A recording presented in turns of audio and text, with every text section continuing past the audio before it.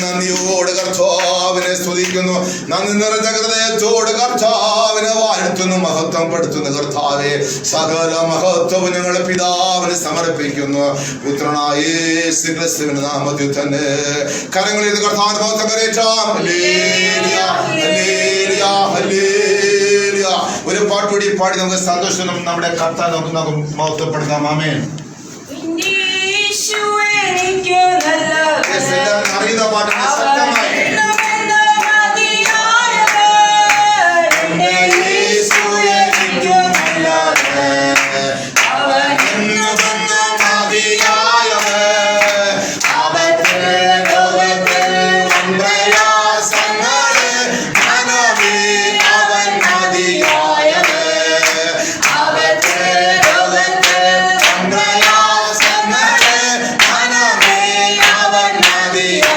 Yeah.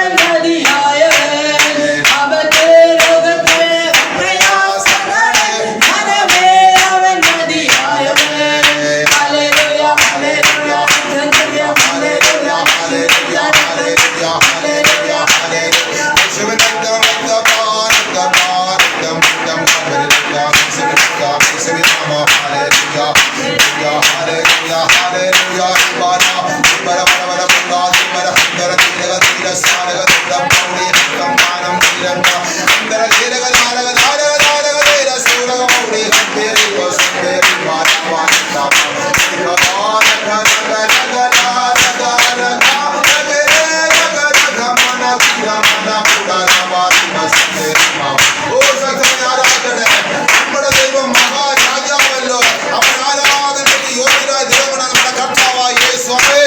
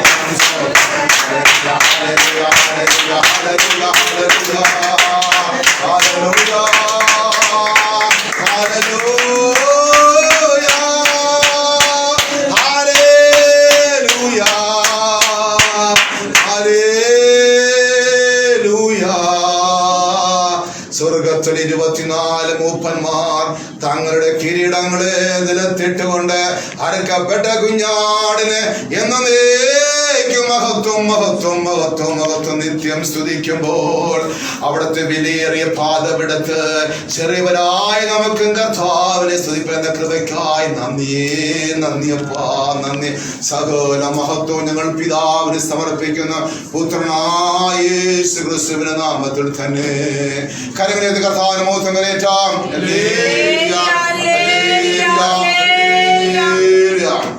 യേശുവിന്റെ പൊന്നാമ മഹത്വപ്പെടുമാറാകട്ടെ. തുടർന്ന് നാം ദൈവത്തിന്റെ ആ വചനത്തിന്റെ മുൻഭാഗം നാം ആയിരിക്കുന്നു. ഹല്ലേലൂയ. വളരെ സന്തോഷമുണ്ട്. ഇന്ന് ആലയത്തിൽ കടന്ന എല്ലാ ദൈവമക്കളെയും ദൈവത്തെ സ്തുതിക്കുന്നു. ശേഷം നാം ഓൺലൈനായിരിക്കുന്ന കുടുംബങ്ങളെ ഓർത്ത് ഞാൻ കർത്താവിനെ സ്തുതിക്കുന്നു. ദൈവം നമ്മെ എല്ലാവരെയും ധാരാളമായി അനുഗ്രഹിക്കട്ടെ. ദൈവത്തിന് സ്തോത്രം.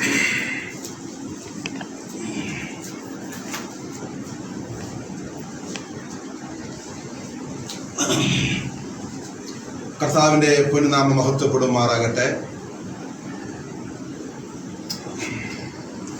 എത്ര പേർക്ക് സന്തോഷമുണ്ട്?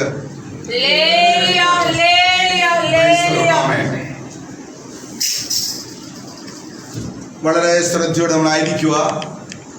ഈ നാളുകളിൽ ദൈവത്തിന്റെ വചനം നമ്മൾ ആകുന്നിടത്തോളം ദൈവം നമുക്ക് തന്ന കൃപയ്ക്കൊത്തവണ്ണം നാം അത് ശുശ്രൂഷിക്കുകയും കേൾക്കുവാൻ ദൈവം നിങ്ങളെല്ലാവരെയും കൂട്ടിച്ചേർക്കുകയും വളരെ മനസ്സിലാകുന്ന രീതിയിൽ തന്നെ ദൈവത്തിന്റെ പരിശുദ്ധാത്മാവി നാടുകളിൽ നമ്മെ വചനം പഠിപ്പിച്ചുകൊണ്ടിരിക്കുന്ന ദൈവത്തിന് സ്തോത്രമേ. കാരണം ഒരു ഭാഗത്ത് പറയുന്ന അത്ഭുതങ്ങളും അടയാളങ്ങളും വീര്യ പ്രവർത്തികളാൽ വചനത്തെ ഹൃദയത്തിൽ ഉറപ്പിച്ചു പോകുന്നു. അപ്പൊ ഹൃദയത്തിനകത്ത് നമുക്ക് വചനം ഉണ്ടായിരിക്കണം. ഈ ലോകത്തിലെ ഏത് പ്രതിസന്ധിയും അതിജീവിക്കണമെങ്കിൽ നമ്മുടെ ഉള്ളിൽ വചനം ഉണ്ടായിരിക്കണം. എന്ന് പറയുമ്പോൾ യേശു ഉണ്ടായിരിക്കണം. ആമേ. പലരുടെ ഹൃദയത്തിൽ ആരാധനയ്ക്കും പ്രാർത്ഥനയ്ക്കും വരുന്നത് വാസ്തവമാണ്. പക്ഷെ അവരുടെ ഹൃദയങ്ങളിലൊന്നും വചനമില്ല. ദൈവത്തിന് സ്തോത്രമേ. ഒരു കൊടുങ്കാറ്റ് വരുമ്പോഴോ ഒരു തിരമാല വരുമ്പോഴോ അവർ പതറിപ്പോകുന്ന അനുഭവമാണ് ഇന്ന് പലയിടങ്ങളിൽ കാണുവാൻ കഴിയുന്നത്. നമ്മുടെ കൂട്ടായ്മയിൽ അങ്ങനെ ആയിരിക്കരുത്. നമ്മളാരും ഈ സിനിമ കാണുന്ന ഒരു അല്ലെങ്കിൽ മറ്റെന്തെങ്കിലും കാണുന്ന അല്ലെങ്കിൽ ആ ഒരു അനുഭവത്തിൽ നമ്മളായിരിക്കരുത്. നമ്മുടെ ദൈവത്തിനായിരിക്കുന്നത് കർത്താവിന്റെ വചനം കേൾക്കണമെന്നുള്ള ആഗ്രഹത്തോടുകൂടി ആ രാവിലെ പ്രാർത്ഥിച്ച പോലെ നമുക്ക് വേണ്ട ദാഹം എന്ന് പറയുന്നത് ആമേ അത് ഈ ലോകത്തിലെ ഭൗതികമായ വിഷയങ്ങൾക്ക് വേണ്ടിയുള്ള ആ വിശപ്പും ദാഹവുമല്ല. നമുക്ക് വേണ്ടത് ദൈവവചനത്തിനുള്ള വിശപ്പും ദാഹവുമാണ് നമുക്ക് വേണ്ട ഈ നാടിലാമേ. അതിനുവേണ്ടി നിങ്ങളെല്ലാവരും പ്രാർത്ഥിക്കുക. തീർച്ചയായിട്ടും ദാഹം തരുകയും അതിനെ തീർത്തു തരുവാനും സർവകൃപാലുവായ ദൈവം മതിയായ ദൈവമത്രേ. കരങ്ങളെടുത്ത് കർത്താവിന് മഹത്വം കൊടുത്താട്ടെ. ആമേൻ. നമുക്കൊരു വാക്യം നമുക്ക് വായിച്ചുകൊണ്ട് അല്പമായി ചിന്തിച്ചുകൊണ്ടിരിക്കുന്നു ആഗ്രഹിക്കുന്ന ദൈവത്തിന് സ്തോത്രം. ആമേൻ. സംഖ്യാപുസ്തകം 16-ാം അധ്യായത്തിന്റെ 1 മുതൽ 10 വാക്യമാണ് നമ്മൾ വായിക്കുന്നത്. ഇന്നത്തെ ചിന്തയുടെ ഒരു ഹെഡ്ലൈൻ എന്ന് വേണ്ടി നമുക്ക് പറയാം, കോരഹിന്റെ പുത്രന്മാരുടെ ചരിത്രം. എന്താണ്? കോരഹ് പുത്രന്മാരുടെ ചരിത്രം. നമ്മളത് മനസ്സിലാക്കിയിരിക്കണം. ആമേ. ആരാണ് കോരഹ്? എന്താണ് അവരുടെ പുത്രന്മാരുടെ ചരിത്രം? അങ്ങനെ എന്തെങ്കിലും കാര്യം ഇതിനകത്ത് എഴുതിയിട്ടുണ്ടോ? അത് ഈ നാളുകളിൽ നമുക്ക് അതിന്റെ ആവശ്യമുണ്ടോ എന്ന് നമ്മൾ എന്തെങ്കിലും പകൽ സമയം ചിന്തിക്കാൻ പാടാമേ. പലപ്പോഴും നമ്മൾ അറിയേണ്ട വലിയ ആ ആഴങ്ങളിൽ കിടക്കുന്ന കാര്യങ്ങൾ നമ്മൾ പലപ്പോഴും അറിയാതെ പോകുന്നു. ഞാൻ പലപ്പോഴും പറഞ്ഞത്, ഇത് ഒരു സമുദ്രം പോലെയാണ് ഈ 66 പുസ്തകവും ആയിരിക്കുന്നമേ.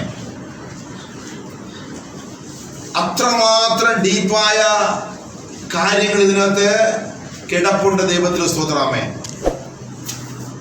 പക്ഷെ വചനത്തിന് മുമ്പേ ഇരിക്കുന്നവന് കർത്താവ് അത് കോരിക്കൊടുക്കും. ദൈവത്തിന് സ്തോത്രമേ. അപ്പൊ കോരഹപുത്രന്മാരുടെ ചരിത്രമാണ് നാം ഇന്ന് അല്പം ചിന്തിക്കുക. അതും ആ ചരിത്രവും ഈ പുതിയ നിയമ കാലഘട്ടത്തിൽ ഇന്നത്തെ സഭയ്ക്ക് തമ്മിൽ വല്ല ആവശ്യമുണ്ടോ? അതാണ് നമ്മൾ ചിന്തിക്കേണ്ടിയിരിക്കുന്നത്. ഈ കാലഘട്ടത്തിൽ രക്ഷിക്കപ്പെട്ട് സ്ഥാനപ്പെട്ട ഒരു ദൈവം തന്നെ ഈ കോരഹപുത്രന്മാരുടെ ചരിത്രമായിട്ട് അല്ലെങ്കിൽ ആ കുടുംബത്തിന്റെ പശ്ചാത്തലവും സ്വഭാവമായിട്ട് എന്തെങ്കിലും ബന്ധമുണ്ടോ? നമുക്ക് ആവശ്യമുണ്ടോ പാസ്റ്ററെ? ഒരു ചോദ്യം ചോദിക്കാം. നമുക്ക് ചിന്തിച്ചു വരുമ്പോൾ നമുക്ക് അറിയാൻ പറ്റും അതിന്റെ ആവശ്യം എന്നുള്ളതാമേ. നമ്മൾ പലപ്പോഴും ആവശ്യമില്ലാതെ കാടുകയറി പോകുന്ന കാര്യങ്ങളാണ് നമ്മൾ പലപ്പോഴും കേൾക്കാൻ സമയം ചിലവഴിക്കുന്നത്. അതിന്റെ ഒന്നും ആവശ്യമില്ല. അതാണ് മറിയ മാർത്ത രണ്ടുപേരെ ആയിരിക്കുന്ന ഭവനത്തിൽ കർത്താവ് യേശു വരുമ്പോൾ കർത്താവിടെ ഒരു പോയിന്റ് പറയുന്നത്, അല്പമേ വേണ്ടു. കണ്ടോ, അല്പം എന്നൊരു വാക്ക് കർത്താവ് ഉച്ചരിച്ചിരിക്കുന്നു. അത് അവിടെ കണക്ട് ചെയ്യുന്നു. നമ്മൾ പലപ്പോഴും ഈ അല്പം വേണ്ടി ഇങ്ങനെ വാരിക്കൊരു എന്തോ പോലെ നിറയണമെന്ന രീതിയിൽ നമ്മൾ ഓടുമ്പോഴാണ്, അങ്ങനെ ഒരു മൈൻഡ് വരുമ്പോഴാണ് പലപ്പോഴും നമുക്ക് ഉൾക്കൊള്ളാൻ പറ്റുന്നില്ല. പക്ഷെ ഒരു ദൈവത്തിന്റെ അല്പമേ വേണ്ട, അതും മറിയ കളക്ട് ചെയ്തു. മാർത്തയ്ക്ക് അത് പറ്റിയില്ലാമേ. നമുക്കും അല്പമേ വേണ്ടെന്ന് പറഞ്ഞ തിരുവചനത്തിന് ആവശ്യമായ കാര്യങ്ങൾ നാം എന്ത് ചെയ്യണം? കളക്ട് ചെയ്യണം. ആമേ. അങ്ങനെ നമുക്ക് സംഖ്യാപുസ്തകം വായിച്ചിട്ട് 16-ാം അധ്യായത്തിന്റെ 1 മുതൽ 10 വാക്യമാണ് നമ്മുടെ കുറിവാക്യമായിട്ട് എടുത്തിരിക്കുന്നത്. എന്നാൽ ലേവിയുടെ മകനായ കെഹാത്തിന്റെ മകനായ ഇസ്ഹാരിന്റെ മകൻ കോരഹ്. നോക്കണമേ, ആ കുടുംബ പശ്ചാത്തലം വളരെ വ്യക്തമായി അവിടെ പറയുന്നുണ്ട്. ഹിസ്കാരിന്റെ മകനായ കോരഹ രൂബേൻ ഗോത്രത്തിൽ എലിയാബിന്റെ പുത്രന്മാരായ ദാദാൻ അബിരാം പേലെക്കിന്റെ മകനായ ഓൻ എന്നിവർ ഇസ്രായേൽ മക്കളിൽ സഭാപ്രധാനികളും സംഘസന്ധ്യസന്മാരും പ്രമാണികളുമായ 250 പുരുഷന്മാരെ കൂട്ടി. അപ്പൊ 250 പുരുഷന്മാരെ കൂട്ടി മോശയോട് മത്സരിച്ചു. നമ്മൾ പഠിച്ചു വരണം, ഈ കുടുംബം എങ്ങനെയായിരുന്നു, ആരായിരുന്നു, ഇവരുടെ പിതാക്കന്മാർ, ഇവരുടെ ഗോത്രം എന്തെന്നുള്ളത് വ്യക്തമായി ദൈവത്തിന്റെ ആത്മാവ് തിരുവചനത്തിൽ രേഖപ്പെടുത്തിയിരിക്കുന്നു. അപ്പൊ 250 വ്യക്തികളെയും കൂട്ടിക്കൊണ്ട് വായിച്ചോട്ടെ ആ വാക്യം. 250 പുരുഷന്മാരെ കൂട്ടി മോശയോട് മത്സരിച്ചു. ആരൊക്കെ അറിയാമോ? ദാദാൻ, ഏലിയാവിന്റെ പുത്രന്മാരെ ദാദാൻ, അബിരാം, പേലത്തിന്റെ മകനായ ഓൺ എന്നിവർ. ആമേൻ. 250 പേരെ കൂട്ടിക്കൊണ്ട് ദൈവം തിരഞ്ഞെടുത്ത് ആക്കി വച്ചിരിക്കുന്ന അഭിഷേകത്തിനെതിരെ മത്സരിക്കാൻ വേണ്ടി. ഈ മത്സരത്തിന്റെ ആത്മാവ് ഇന്നും ലോകത്തിൽ സഭയ്ക്കകത്തുണ്ട്. ഇന്ന് പക്ഷം തേര് വരുന്നില്ലേ, പല പ്രോഗ്രാം കാണുന്നില്ലേ? അവിടെ അന്ന് ആ കാലഘട്ടത്തിലും ഈ ഒരു ദുരാത്മാവ് അന്നും ഉണ്ടായിരുന്ന ആ ദുരാത്മാവ് ഇന്നും ഉണ്ടാവേ. പക്ഷെ എന്ത് ചെയ്യാൻ പറ്റുന്നില്ല, ആത്മീയമായി നടിക്കുന്നവർക്ക് അത് തിരിച്ചറിയാൻ പറ്റുന്നതാമേ. ഒരു വ്യക്തി സംസാരിക്കുമ്പോൾ അയാൾ ഏത് ആത്മാവാണ് കൂടിയിരിക്കുന്നത്, അല്ലെ ഏത് ആത്മാവിനാണ് സംസാരിക്കുന്നത് വിവേചിക്കുവാൻ ആർക്ക് കഴിയുന്നില്ല. 250 പേരെയും കൂട്ടി ഇവർ ദൈവം തെരഞ്ഞെടുത്ത അഭിഷക്തിനെതിരെ ദോഷം സംസാരിക്കാൻ വേണ്ടി അവർ പ്ലാൻ ചെയ്ത് മോശയുടെ അടുക്കലേക്ക് വരുന്നു. അവർ മോശയ്ക്കും അഹരോനും വിരോധമായി കണ്ടോ, ആർക്കെന്നറിയാവോ? ദൈവം തെരഞ്ഞെടുത്ത മോശയ്ക്കും സഹോദരനായ അഹരോനും വിരോധമായി കൂട്ടം കൂടി അവരോട് മതി മതി. നോക്ക, ഇന്നും അതല്ലേ സംഭവിക്കുന്നത്. അപ്പൊ ഈ സിസ്റ്റം എവിടെയെല്ലാം ഉണ്ടോ അപ്പോൾ നമ്മൾ വിചാരിച്ചോളാം ഇവിടെ മത്സരത്തിന്റെ ഒരു ആത്മാവ് വ്യാപരിക്കുന്നുണ്ട്. അറ്റ്ലീസ്റ്റ് കുടുംബത്തിനകത്തുണ്ടെങ്കിലും പോലും എന്ന് വിചാരിക്കണം ഇവിടെ ഈ ഒരു മത്സരത്തിന് ദുരാത്മാവ് കുടുംബത്തിനകത്തുണ്ട്.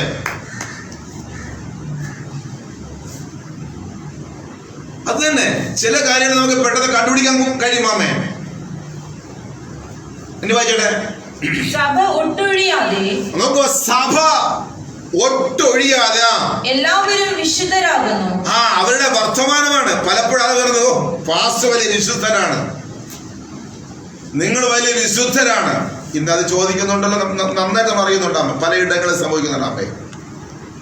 ഇതിൽ അതിശയിക്കേണ്ട ഒരു കാര്യമില്ല. കാരണം എന്താ അറിയോ, നേരത്തെ ഒരു കാര്യം സംഭവിച്ചു കഴിഞ്ഞിരിക്കുന്ന കാലങ്ങൾക്ക് മുമ്പേ. ഇന്ന് ആ ദുരാത്മാവിന്റെ പ്രവർത്തനം ഇന്നും ഭൂമിയിൽ ഉണ്ടായിരുന്നു. എവിടെ? സഭയ്ക്കകത്താണ്. നമുക്ക് ഏറ്റവും വലിയ വിഷയം എന്താണ്? സഭയ്ക്കകത്താണ്. ദൈവങ്ങളെ നമ്മൾ ആരും പറ്റിപ്പോകരുത്. അപ്പൊ അങ്ങനെയുള്ള ഒരു മേഖലയിൽ നിന്ന് നാം ദൈവത്തെ ആരാധിക്കുന്നത് വെറും എന്ന് പറയുന്ന അത് ഒരു പ്രയോജനമില്ലാത്ത ഒരു കാര്യമാണ്.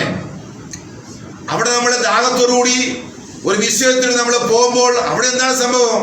അടിയും കലക്കങ്ങളും മത്സര ബുദ്ധി ഇതാണ്. അപ്പൊ അവിടെ ചെന്ന് നിങ്ങൾ എത്രത്തോളം ആരാധിക്കുമ്പോൾ നിങ്ങളുടെ ആത്മീയത എത്രത്തോളമാണെന്നുള്ളത് നിങ്ങൾ മനസ്സിലാക്കണം.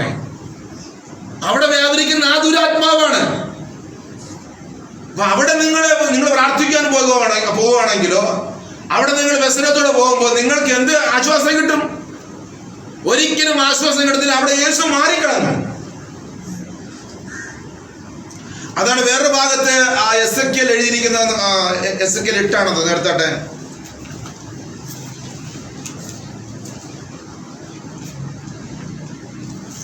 എസെക്കിയേൽ പ്രവാചന പുസ്തകം 8-ാം അധ്യായത്തിലാണെന്ന്.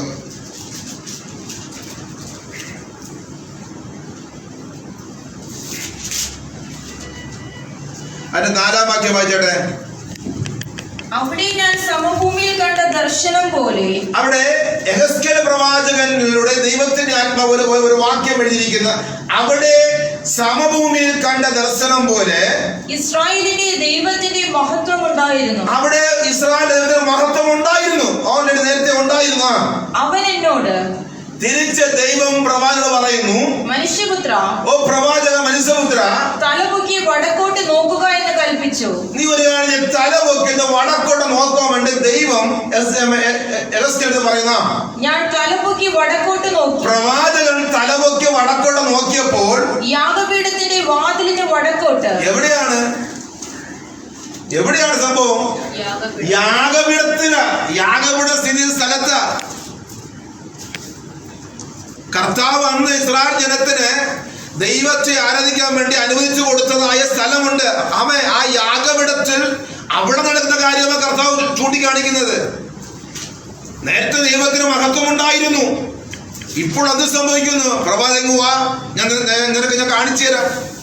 അപ്പൊ യാഗപീഠത്തിന്റെ വടക്ക് ഭാഗത്തുള്ള യാഗപീഠത്തിന്റെ വാതിലിന് വടക്കോട്ട് പ്രവേശനത്തിങ്കൽ തന്നെ ആ ആലയത്തിനകത്ത് വരുന്ന പ്രവേശന നിലയ്ക്ക് തന്നെ ആ തീക്ഷ്ണതാ ബിംബത്തെ കണ്ടു. ആ തീക്ഷ്ണതാ ബിംബത്തെ കണ്ടോ? അവൻ എന്നോട് മനുഷ്യപുത്ര പ്രവാചക, അവർ ചെയ്യുന്നത് ഒരു കാര്യം അതിനകത്ത് ഈ യാഗപീഠത്തിൽ ശുശ്രൂഷ ചെയ്യുന്നവർ അവർ ഇപ്പോൾ അതിനകത്ത് കാണിക്കുന്നതായ വേലകൾ, അവരുടെ സ്വഭാവങ്ങൾ, അവിടെ പ്രവർത്തികൾ നിനക്ക് ഞാൻ കാണിച്ചു തരാം. ഞാൻ എന്റെ വിശുദ്ധ മന്ദിരം വിട്ട് പോകേണ്ടതിന്, ദൈവം പറയുന്നത് ഞാൻ ഈ ആലയം വിട്ടു പോകേണ്ടതിന്, ഞാൻ ഈ യാഗപീഠം വിട്ടു പോകേണ്ടതിന്. വാക്ക് ശ്രദ്ധിക്കണം, ഞാൻ വിട്ടുപോകേണ്ടതിന്. ഇസ്രായേൽ ഗ്രഹം ഇവിടെ ചെയ്യുന്ന മഹാമ്ലേച്ഛതകൾ തന്നെ അടിവരിട്ട് കുടുങ്ങി വെച്ചോണം. അപ്പൊ ഇന്ന് അതല്ല സംഭവിക്കുന്നത്. നേരത്തെ ദൈവം ഉണ്ടായിരുന്നു, നേരത്തെ വിശുദ്ധി ഉണ്ടായിരുന്നു, നേരത്തെ പ്രമാണത്തിൽ നിന്നു. ഇപ്പൊ വന്ന പ്രമാണങ്ങൾ ഒന്നൊന്നായി നമ്മുടെ മോദി ഗവൺമെന്റ് കയറി ഈ പ്രാവശ്യം കൂടെ എനിക്ക് തോന്നുന്നത് വരികയാണെങ്കിൽ ആ നേരത്തെ എഴുതിയിരുന്ന കുറച്ച് നിയമമൊക്കെ എടുത്തു മാറ്റി കുറച്ച് കാര്യങ്ങൾ ചെയ്യും.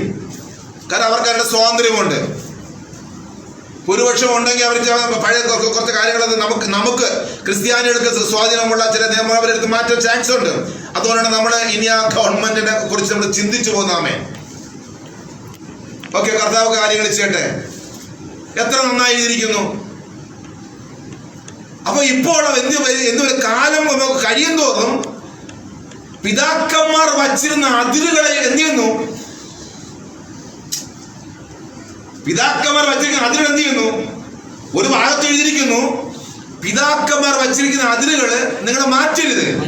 ഞാൻ ചോദിക്കട്ടെ, വെള്ളി ശനി ഞായർ അല്ലെങ്കിൽ വേടം വെള്ളി ശനി ഞായർ ഉപവസിച്ചിട്ട് തന്നെ കർത്തൃമേശ എടുക്കണമെന്ന് എവിടെയെങ്കിലും എഴുതിയിട്ടുണ്ടോ? എഴുതിയിട്ടുണ്ടോ മോനെ?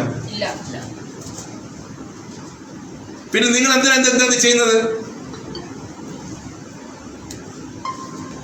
നിങ്ങൾ ചിന്തിക്കട്ടെ. ഇതിപ്പോ ഒരു പാരമ്പര്യം വരെ പോകുന്നില്ലേ? ഇല്ലേ? എല്ലാം നോക്കുമ്പോ അയ്യോ ഇന്ന് ഞങ്ങളുടെ സഭയിൽ ഉപവാസ പ്രാർത്ഥനയാണ് 3 ദിവസം നടക്കുന്നത്, വെള്ളി ശനി ഞായർ. ഇത് പാരമ്പര്യമായിട്ട് വന്നതല്ല. ഇത് പിതാക്കന്മാർ എഴുതി കൊടുത്ത കൽപ്പനയ്ക്ക്. കാരണം യേശുക്രിസ്തുവിന്റെ ജീവിതത്തിൽ പറയുന്നു, ഞാൻ ചെയ്തതിലും ഞാൻ പറഞ്ഞതിലും അധികം കാര്യങ്ങൾ ഉണ്ട്. പക്ഷെ ഇതെല്ലാം ഇതിനകത്ത് എഴുതുവാൻ പറ്റില്ല. ഇപ്പോഴും എഴുതി തന്നെ നിങ്ങൾ ചുമക്കാൻ കഴിയുന്നില്ല. അപ്പൊ ഞാൻ ജീവിച്ചിരുന്നപ്പോ 3 വർഷക്കാലം 1050 അത്ഭുതം ചെയ്തു. പക്ഷെ ഇതിനകത്ത് 100 കാണുന്നുള്ളൂ. ബാക്കി 980 അത്ഭുതം നമ്മൾ എങ്ങനെ അറിയും? പരിശുദ്ധാത്മാവ് പിന്നെ എന്ത് ചെയ്യുന്നു?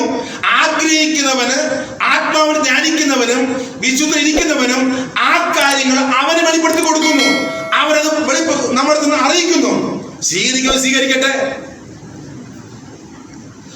അപ്പോൾ ഈ വേടം വെള്ളി ശനി ഞാൻ ഉപവസിച്ച് തന്നെ കർത്തൃമേശ എടുക്കണമെന്ന് ഒരുത്തരൊന്നും പറഞ്ഞിട്ടില്ല. പക്ഷെ ഇത് ഈ എഴുതപ്പെട്ട കൽപ്പനയ്ക്ക് ശേഷവും പിതാക്കന്മാർ ആത്മാവിൽ ജാഗരിച്ച് ആത്മാവിൽ പ്രാപിച്ചതാണ്. ആ കീഴ്വഴക്കം പാരമ്പര്യം ആദ്യ സഭ മുതല് അവർ നടത്തി വരുന്നത്. അത് അങ്ങനെ തന്നെ ഇനി നടക്കട്ടെ. അതാണ് പിതാക്കന്മാർ വെച്ച അതിര്. പിടികിട്ടിയില്ല? പിടികിട്ടിയോ? നിങ്ങൾ ചോദിക്കത്തില്ല എന്താ പിതാക്കൾ. ഞാൻ ചോദിക്കട്ടെ, പിതാക്കൾ അതിര്, അത് ഒരു കാര്യം. ഇനി നിങ്ങളുടെ മാനുഷിക നിയമങ്ങൾക്ക് നിങ്ങൾ എന്ത് ചെയ്യണം? കീഴടങ്ങിയിരിക്കണം. ഒരു ഭാഗത്തുണ്ടല്ലോ മാനുഷിക, നിങ്ങൾ കീഴ്പ്പെടണം. ഇതും ആരാണ്? ലേഖനത്തിൽ എഴുതിയിരിക്കുകയാണ്. പിതാക്കന്മാർ വെച്ച അതിന് നിങ്ങൾ മാറ്റരുത്. അപ്പൊ പിതാക്കന്മാർ ആത്മാവിന് പ്രാപിച്ച് ചില വിശുദ്ധിയുടെ ദൂതുകൾ ഇതിനകത്ത് പറഞ്ഞിട്ടുണ്ട്. ഇന്ന് അതിനു വേണ്ടി വചനം കണ്ടുപിടിക്കാൻ വേണ്ടി ഞാൻ ഓടുന്നത്. കർത്താവ് വെട്ടും. ദൈവത്തിന് സ്വതന്ത്രമേ. എവിടെ എഴുതിയിരിക്കുന്നു? ഞാൻ ചോദിക്കട്ടെ, നിങ്ങൾ സിഗരറ്റ് വലിക്കണമെന്ന് നിങ്ങൾ എത്രയോ പേരെടുത്ത് നിങ്ങളുടെ മക്കളെടുത്ത് പറയുന്നുണ്ടോ? ബൈബിൾ എഴുതിയിട്ടുണ്ടോ? എഴുതിയിട്ടുണ്ടോ? മുറുക്കാൻ ചവയ്ക്കരുത് നിങ്ങൾ പറയുന്നില്ലേ? എഴുതിയിട്ടുണ്ടോ? ഇങ്ങോട്ട് പറഞ്ഞുതരാം. അപ്പൊ ചില കാര്യങ്ങൾ ആദിമ നൂറ്റാണ്ട് സഭയിൽ യേശുക്രിസ്തു പറഞ്ഞതും പഠിപ്പിച്ചതും പിന്നത്തിൽ തന്റെ കുഞ്ഞുങ്ങളെ പ്രാപിച്ചെടുത്തതിൽ ഇത്തിരി കാര്യങ്ങളുണ്ട്. അത് അപ്പോസ്തലൻ പൗലോസ് പറയുന്നത്, ഞാൻ ചിലത് ബുദ്ധിയുടെ പ്രമാണത്തിൽ പറയുന്നു, ചിലത് ഞാൻ പ്രാർത്ഥിച്ചപ്പോൾ എനിക്ക് വെളിപ്പെട്ടത് ഞാൻ നിങ്ങളോട് അറിയിക്കുന്നു. ആ കാര്യം എഴുതി ഇന്ന് ചോദ്യം ചോദിക്കുന്നത് എവിടെ ഇട്ടിരിക്കുന്നത്, എവിടെ എഴുതി ചോദ്യം ചോദിച്ചോണ്ടിരിക്കുന്ന അവസരം നരകത്തിൽ പോകും. പിതാക്കന്മാർ വെച്ച ആദ്യം നീ മാറ്റരുത്, മാറ്റരുത്, മാറ്റരുത്, മാറ്റരുത്. ഇന്നും മാറ്റിക്കൊണ്ടിരിക്കുന്ന ദൈവത്തിന്റെ സോദരമേ, ഞാൻ അതിനെക്കുറിച്ച് ഒരുപാട് കാര്യങ്ങൾ പഠിച്ചുകൊണ്ടിരിക്കുന്നത്. ഞാനിപ്പോൾ അങ്ങോട്ട് കയറാണെങ്കിൽ എനിക്ക് ഈ ദൂത് എനിക്ക് ഫിനിഷ് ചെയ്യാൻ പറ്റത്തില്ല. ഒന്ന് നാം ചിന്തിക്കേണ്ടത് മാനുഷിക നിയമങ്ങളുണ്ടാമേ. യുപിയുടെ പ്രദേശത്ത് വടക്കേ ശുശ്രൂഷിക്കണമെങ്കിൽ എന്ത് ചെയ്യണം? ഞാൻ ഇങ്ങനെ പോയി എന്നെ കയറ്റു. ഞാൻ ഈ ജിബ്ബായി ഇട്ടിട്ട് പോയി യുപിയുടെ വടക്കേ ശുശ്രൂഷിക്ക് പോയി വിളിച്ചാൽ ഞാൻ പോയി അവരെ കയറ്റു? കയറ്റത്തില്ല. അവർ പറയാം പാസ്റ്റർ കോട്ടും ടൈയും ഷൂസ് ഇടാൻ പറയും. ഇത് അവരുടെ ആ ദേശത്തിലെ മാനസിക നിയമമാണ്. നിങ്ങൾ അത് കീഴ്പ്പെട്ട് പോയേ പറ്റൂ. ഇല്ല ബ്രദറെ, ഇതാണ് മാനസിക. അതെന്താ? കർത്താവ് നല്ലപോലെ അറിയാം വരും കാലഘട്ടം 2050 ഇവിടെ സഭ എങ്ങനെയായിരിക്കുമെന്നും ഈ മനുഷ്യൻ എങ്ങനെയായിരിക്കുന്നു ദൈവം നന്നായിട്ട് അറിയാം. അതുകൊണ്ടാണ് ഇതൊക്കെ 2000 വർഷം മുമ്പ് എഴുതി വെച്ചിരിക്കുന്നത്. മാനുഷിക നിയമങ്ങളും ചിലയിടത്ത് ഒന്നുണ്ട്, ഉണ്ട്, കീഴ്പ്പെട്ട് പോകണം. അവിടെ കിടന്ന് ഇതിന് വചനമുണ്ടോ? കൊടുക്കാൻ പറ്റുമോ വചനം? ഒന്ന് പിതാക്കൾ വെച്ചിരിക്കും അതിര്. അത് ഞാൻ ചില കാര്യങ്ങൾ ചോദിച്ചത്.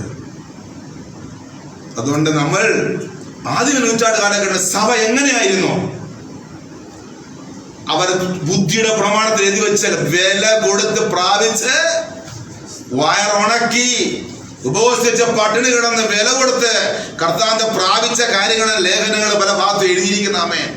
അതിന് ഇന്ന് നമ്മൾ വചനം കണ്ടുപിടിക്കുകയാണ്. പാസ്റ്റർ അവിടെ പറഞ്ഞിട്ടുണ്ടോ? അതുകൊണ്ട് വളരെ ശ്രദ്ധിക്കണം ആമേ. നമ്മുടെ കുറിവാക്യം എന്താണ്? നമ്മൾ എവിടെ തുടങ്ങി? കോരഗോത്രങ്ങളുടെ ചരിത്രം നമ്മൾ തുടങ്ങുന്നത്. അതിന്റെ ആവശ്യമുണ്ടോ ചോദിക്കുന്നത്. ഇപ്പോൾ ആത്മാവ് നമ്മൾ എവിടെ കൊണ്ടുപോയി? എസെക്കിയേലിൽ കൊണ്ടുപോയിരിക്കുന്നത്. നേരത്തെ ദൈവത്തിന് മഹത്വം ഉണ്ടായിരുന്നു, ഇപ്പോൾ മഹത്വം പോയി. എന്നിട്ട് പ്രവാചക ദേശത്തിന് വേണ്ടി ഇടുവി എന്ന് പ്രാർത്ഥിക്കുന്ന ഒരുവനുണ്ടായിരുന്ന പ്രവാചകൻ, അവനെ വിളിച്ചവർക്ക് വരാൻ പറഞ്ഞു. നോക്ക്, ആലയത്തിനകത്ത് നടക്കുന്ന കാര്യം ഞാൻ കാണിച്ചു തരാം. എന്നിട്ട് പ്രവാചകയുടെ ദൈവം പറഞ്ഞ്, ഇവർ ഈ കാണിക്കുന്നത് എല്ലാവരും ഇതിന്റെ പുറം ഒറ്റ കാര്യമാണ്, ഞാൻ ഇപ്പൊ അവിടെ കാണരുത്, ഞാൻ വിട്ടുപോകണം. ഞാൻ ഇവിടെ അനുസരണക്കേടും പാവവും പ്രമാണത്തിലില്ലാത്ത കാര്യങ്ങൾ നടക്കുന്നത് ദൈവം കാണുമോ? കാണത്തില്ല. അതിന് പറഞ്ഞത് വായിച്ചെടുക്കല്ലേ, ഇസ്രായേൽ ഗൃഹം ഇവിടെ ചെയ്യുന്ന മഹാമ്ലേച്ഛതകൾ തന്നെ. അതെ, ദൈവത്തിന് ഹിതമില്ലാത്ത കാര്യങ്ങൾ ചെയ്യുന്നെങ്കിൽ, അതിരുമാറ്റി കാര്യങ്ങളെ ചെയ്യുന്നെങ്കിൽ, ചില മാനസിക നിയമങ്ങൾ നമ്മൾ ലംഘിക്കുന്നുവെങ്കിൽ അതെല്ലാം നീ പ്രമാണത്തിന് വിരുദ്ധമായി നീ ചെയ്യുന്നെന്ന് മനസ്സിലാക്കണം. ആമേൻ. അടുത്താക്കിയോ? മഹാമ്ലേച്ഛതകൾ തന്നെ. അതെല്ലാം മ്ലേച്ഛതയ്ക്കകത്ത് വരുന്ന കാര്യങ്ങളെന്ന് വചനം വളരെ ശക്തമായി ഇടപെടുന്ന. അടുത്താക്കിയോ? ഇതിലും വലിയ മ്ലേച്ഛതകളെ നീ കാണുമെന്ന്. നോക്കോ, ഇതിലും വലിയ മ്ലേച്ഛതകളെ നീ കാണുമെന്ന് എഴുതിയിരിക്കുന്ന. അവൻ എന്നെ പ്രാകാരത്തിന്റെ വാതിൽക്കൽ കൊണ്ടുപോയി. അവസാന ആലയത്തിലെ പ്രാകാരത്തിന്റെ വാതിൽക്കൽ പ്രവാചകനെ കർത്താവ് കൊണ്ടുപോയിട്ട് പറയുന്നു, ഞാൻ നോക്കിയപ്പോൾ ചുവരിലൊരു ദ്വാരം കണ്ട് അവൻ എന്നോട് മനുഷ്യപുത്ര ചുവർ കുത്തി തുറക്കുക എന്ന് പറഞ്ഞു. ഞാൻ ചുവർ കുത്തി തുറന്നാലേ ഒരു വാതിൽ കണ്ടു.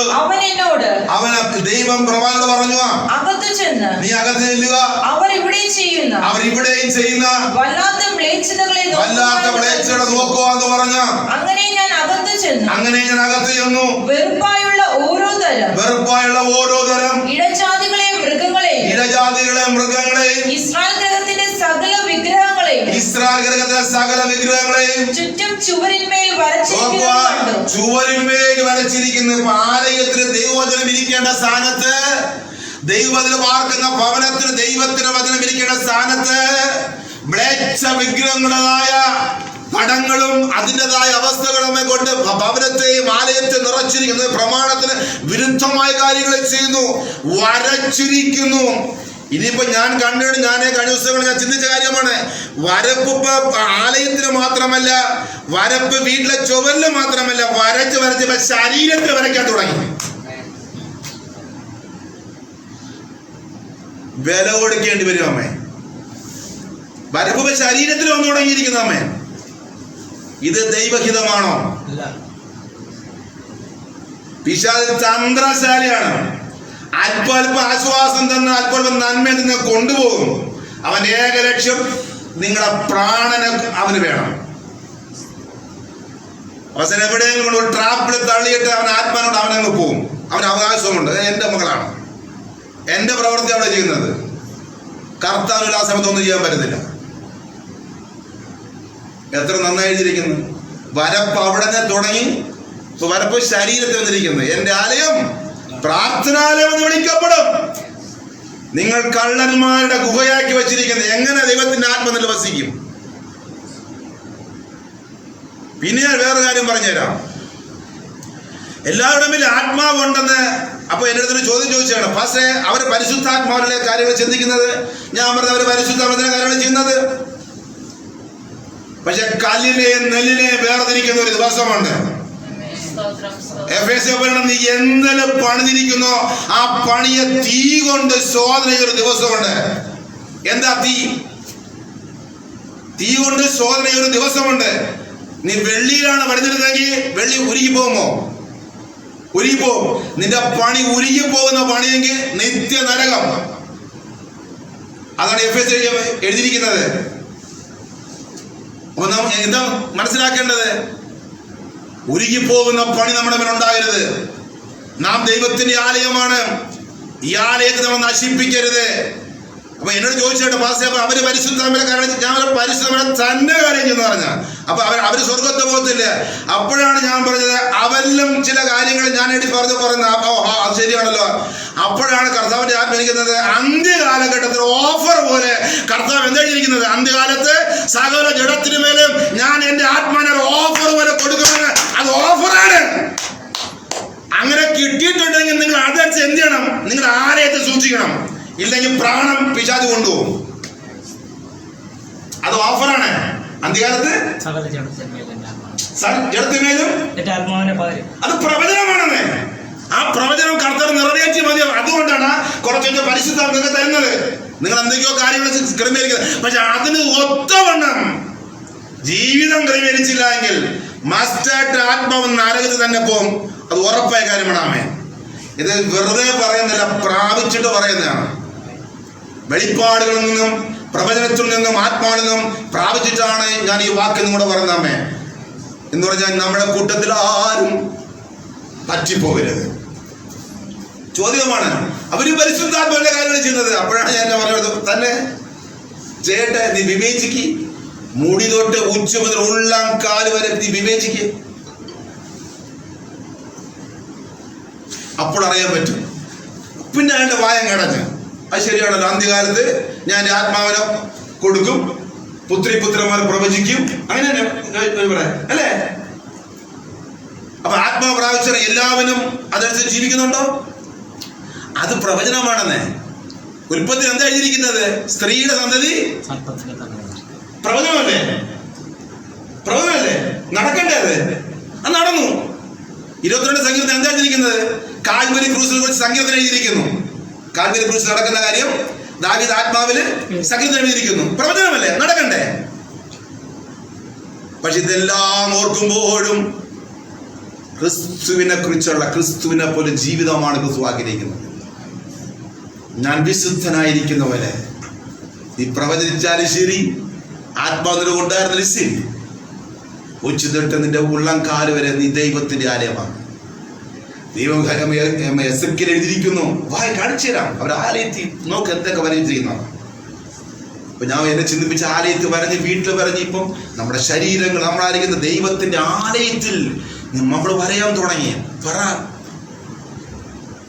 പിശാച് ബാധിക്കത്തില്ലേ? നമ്മളെ വായിച്ചിട്ട് അവയുടെ മുൻപിൽ ഇസ്രായേൽ ഗൃഹത്തിന്റെ മൂപ്പന്മാർ മൂപ്പന്മാരിൽ ഇസ്രായേൽ ഗ്രഹത്തിന്റെ മൂപ്പന്മാർ 70 പേരും ഷാഫാന്റെ മകനായ യേസന്യാവ് അവരുടെ നടുവിൽ ഓരോരുത്തൻ കയ്യിൽ ധൂപകലശം പിടിച്ചുകൊണ്ട് നിന്ന് ധൂപമേഘത്തിന്റെ മതി അങ്ങോട്ട് പോണ്ട. അപ്പോൾ അവിടത്തെ മ്ലേച്ഛതകളെ ദൈവം കാണിക്കുകയാണ്. എന്റെ പൊന്നുമക്കളെ, നമ്മളെ സ്നേഹിക്കുന്നുകൊണ്ടാണ് കർത്താവ് ഇത്രയും കാര്യങ്ങൾ മനസ്സിലാക്കി തരുന്നത്. അപകടം പിടിച്ച ആത്മീയ ലോകത്തിലാണ് നമ്മൾ ഇന്ന് എത്തിയിരിക്കുന്നത്. അപകടം പിടിച്ച കാലഘട്ടത്തിൽ നമ്മൾ എത്തിയിരിക്കുന്നത്. ഒരു വിശ്വാസി വളരെ ശ്രദ്ധിച്ചു പോയില്ലെങ്കിൽ അങ്ങേയറ്റം എത്തുവാൻ ഇത്തിരി ബുദ്ധിമുട്ടുള്ള കാര്യമാണ്.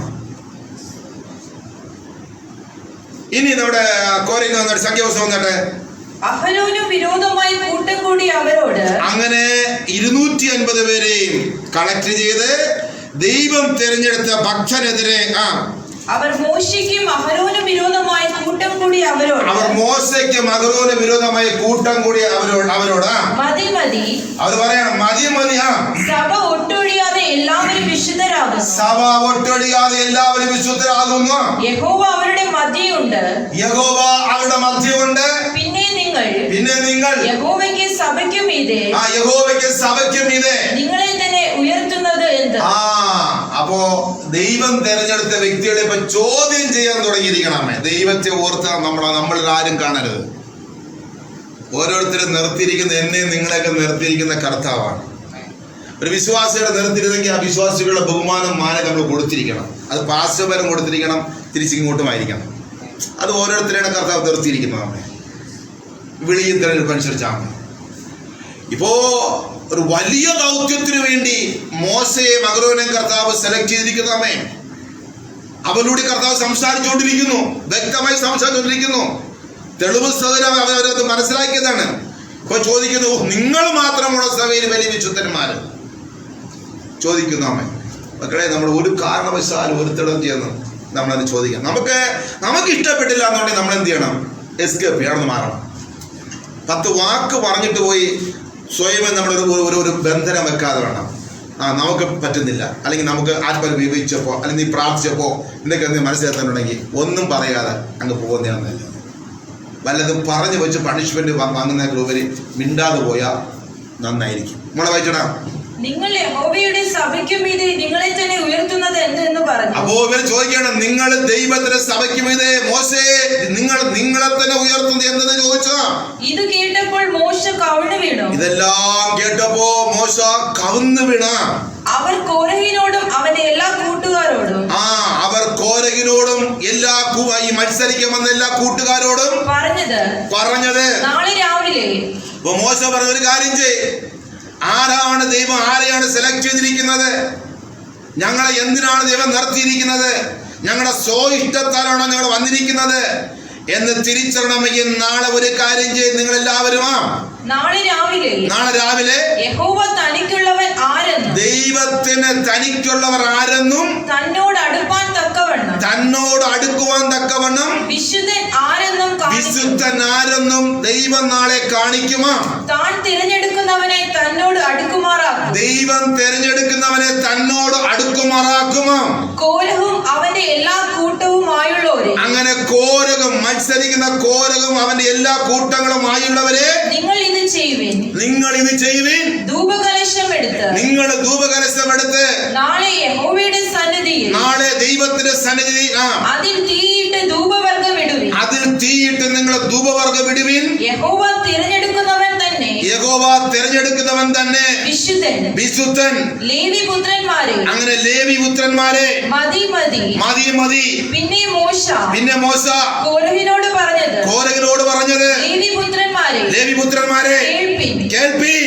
യഹോവയുടെ ദൈവത്തിന്റെ തിരുനിവാസത്തിൽ വേല ചെയ്യുവാനും സഭയുടെ ശുശ്രൂഷയ്ക്കായി അവരുടെ മുൻപാകെ നിൽപ്പാനും ഇസ്രായേലിന്റെ ദൈവം നിങ്ങളെ തന്റെ അടുക്കൽ വരുത്തേണ്ടതിന് ഇസ്രായേൽ സഭയിൽ നിന്ന് നിങ്ങളെ വേർതിരിച്ചത് നിങ്ങൾക്ക് പോരായോ? അപ്പൊ മോശ പറയാണ്, ഇത്രമാത്രം അവൻ പദവി നിങ്ങൾക്ക് തന്നു, മാന്യത തന്നു, ആമേ, ഇസ്രായേലിൽ നിന്ന് നിങ്ങളെ വേർതിരിച്ച് ദൈവത്തിന് ചില കാര്യങ്ങളെ ചെയ്യുവാൻ നിങ്ങളെ അധികാരപ്പെടുത്തി.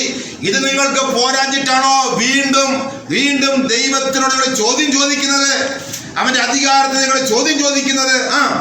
അവൻ നിന്നെയും ലേവിപുത്രന്മാരായ നിന്റെ സകല സഹോദരന്മാരെയും തന്നോട് അടുക്കുമാറാക്കിയല്ലോ.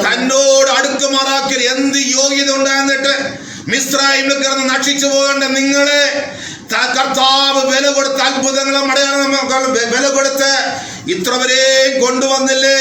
ആ സ്നേഹം എവിടെ പോയി? ഇനി നിങ്ങളെ എത്തിക്കാമെന്ന് പറഞ്ഞില്ലേ? യാത്ര കുറച്ചുകൂടെ ഉണ്ട്, നിങ്ങൾ സമാധാനപ്പെടുവിൻ. പക്ഷേ അവർ അതല്ല ചെയ്തത്.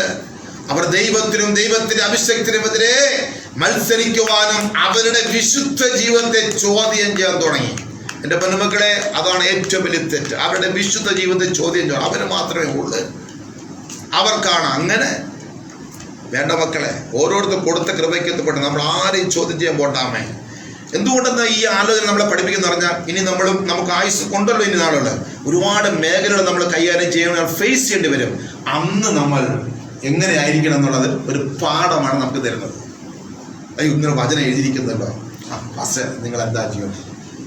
അവിടെ നമ്മൾ വീണ്ടും കയറി പിശാച് തന്ത്രശാലികൾ നമ്മൾ ഉപയോഗിക്കാതിരിക്കാൻ വേണ്ടിയാണ് ഇന്ന് ഇങ്ങനെ ഒരു സ്റ്റഡി, ഒരു ആലോചന നമ്മുടെ ഹൃദയത്തിൽ, നമ്മുടെ ബുദ്ധിമണ്ഡലത്തിൽ കർത്താവ് പതിച്ചു തരുന്ന ദൈവത്തിന് സ്വതന്ത്രമേ. അവസാനം കർത്താവ് കോലും കൂട്ടരും മോശയുടെ വിശുദ്ധിയെ ചോദ്യം ചെയ്ത്, അത് ദൈവത്തിന്റെ വിശുദ്ധിയെ ചോദ്യം ചെയ്യുന്നതിന് സമമാണ്. പുതിയ നിയമത്തിൽ എഴുതിയിരിക്കുന്നു, നിങ്ങളെ ആരെങ്കിലും തൊട്ടാൽ ദൈവത്തിന്റെ കണ്ണിലെ കൃഷ്ണമണിയെ തൊട്ടെന്ന് വചനം എഴുതിയിരിക്കുന്നു. അങ്ങനെ കർത്താവ് തിരഞ്ഞെടുത്തിരിക്കുന്ന തന്റെ ഭക്തന്മാരെ അവർ അതിനെ വിളിച്ച വിളിയാണ്. അവരാകുന്നിടത്തോളം വിശുദ്ധിക്ക് വേണ്ടി ജീവിച്ച് വിശുദ്ധിയുടെ മുന്നോട്ട് പോട്ടെ. എന്നാൽ അതിനെ ചോദ്യം ചെയ്യുമ്പോൾ നാം ദൈവത്തിനെതിരെ ചോദ്യം ചെയ്തതിന് സമമായി തീരുമേ. അതുകൊണ്ട് നമ്മൾ ഈ വക കാര്യങ്ങളിലും സഭയും മക്കളും വളരെയായിരിക്കുന്നവരും വളരെ ശ്രദ്ധിച്ചു വേണം കാര്യങ്ങൾ ചെയ്യണം. നമ്മൾ വായിച്ചേട്ടാ, നിങ്ങൾ പൗരോഹിത്യം കൂടെ കാംക്ഷിക്കുന്നു. അതെ, നിങ്ങൾക്ക് തന്ന ശുശ്രൂഷയിൽ നിങ്ങൾ തൃപ്തരായിരിക്കണം. ഇപ്പോൾ ഒരു വിശ്വാസിയാണെങ്കിൽ വിശ്വാസി, ഒരു പ്രവചനാത്മ തന്നെങ്കിൽ അത് വ്യാപാരം ചെയ്യുക, ആഗ്രഹിക്കുന്ന കുഴപ്പമില്ല, അതിൽ നിങ്ങൾ തൃപ്തരായിരിക്കണം. എന്നിട്ട് നിങ്ങളെക്കാൾ അധികം ഒരു പക്ഷേ ഒരു യോഗ്യതയുമില്ലാത്തൊരു വ്യക്തിയെ കൊടുത്തിരിക്കാം, അത് ചോദ്യം ചെയ്യരുത്. നിങ്ങൾക്ക് വിദ്യാഭ്യാസം ഇല്ല, ക്ലാസ്സിൽ പോകാത്ത നോക്കി അവരുടെ ഇടയെ ശുശ്രൂഷ ചെയ്യുന്നു, അസൂയപ്പെട്ട കാര്യമില്ല. ഓരോരുത്തര് അളന്ന്, കഴിഞ്ഞ ദിവസങ്ങളില് പരിശുദ്ധ നമുക്കറിയാം, അപ്പോസ്തലപ്രവൃത്തി രണ്ടാമത്തെ മർക്കോസിലും മാളിക മുറിയിൽ 120 പേര് അവര് കൂടിയിരുന്ന് ദൈവം കൊടുക്കുന്ന പറഞ്ഞ വാഗ്ദത്തത്തിന് വേണ്ടി പ്രാപിക്കാൻ വേണ്ടി അവർ കൂടിയിരുന്ന് പ്രാർത്ഥിച്ചിരിക്കുമ്പോൾ ആത്മാവ് അവിടെ ഇറങ്ങി. പക്ഷെ അവിടെ കർത്താവിനെ ചിന്തിച്ച് ചോദിച്ചു, കർത്താവെ ഞാൻ ചില കാര്യങ്ങൾ ചോദിച്ചപ്പോൾ കർത്താവ് എനിക്ക് ആ വാക്യം എടുത്ത് തന്നിട്ട് പറഞ്ഞു, മോനെ അത് വായിക്കാൻ പറഞ്ഞു. അപ്പോഴാണ് പറഞ്ഞത്, അവിടെ നിന്നാണ് ഓരോരുത്തന്റെ മേൽ പതിഞ്ഞു എഴുതിയിരിക്കുന്നത്. വന്നത് ഒരാത്മാവാണ്. പക്ഷെ ഇവിടെ നമ്മൾ ഇത്ര വേണ്ടല്ലോ, ഇതിനകത്ത് ആത്മാവ് ഇറങ്ങിയപ്പോൾ അവിടെ എഴുതിയിരിക്കുന്ന ഓരോരുത്തന്റെ മേൽ ആത്മാവ് പോകുന്നു. ഞാൻ കർത്താവ് അതെന്താണ്? അതാണ് നീ ചോദ്യോത്തരം ഡിഫറൻറ്റ്. ഇപ്പൊ സഹോദരിക്ക് ഒരു സഹായം ചെയ്തൊരു വരം തന്നിരിക്കട്ടെ, ഈ സഹോദരിക്ക് വന്നിട്ട് ആത്മാവിന്റെ പ്രാഗിലും വരം കൊടുത്തിരിക്കട്ടെ, എനിക്ക് പ്രവചിക്കേണ്ട വരം തന്നിരിക്കട്ടെ. ഇതെല്ലാം ആരെ തന്നത്? ഒരൊറ്റ ആത്മാവ് തന്നെയാണ്. അപ്പൊ ആ പ്രാപിച്ച നമ്മളെല്ലാവരെയും ഇനി സഹോദരിക്ക് കൂടുതലാണ്, ചിലപ്പോൾ 2 കൊടുത്തിരിക്കും. നമ്മൾ ആരെങ്കിലും ആശ്രയിക്കേണ്ട കാര്യമുണ്ടോ? ഇത് മനസ്സിലാക്കണം.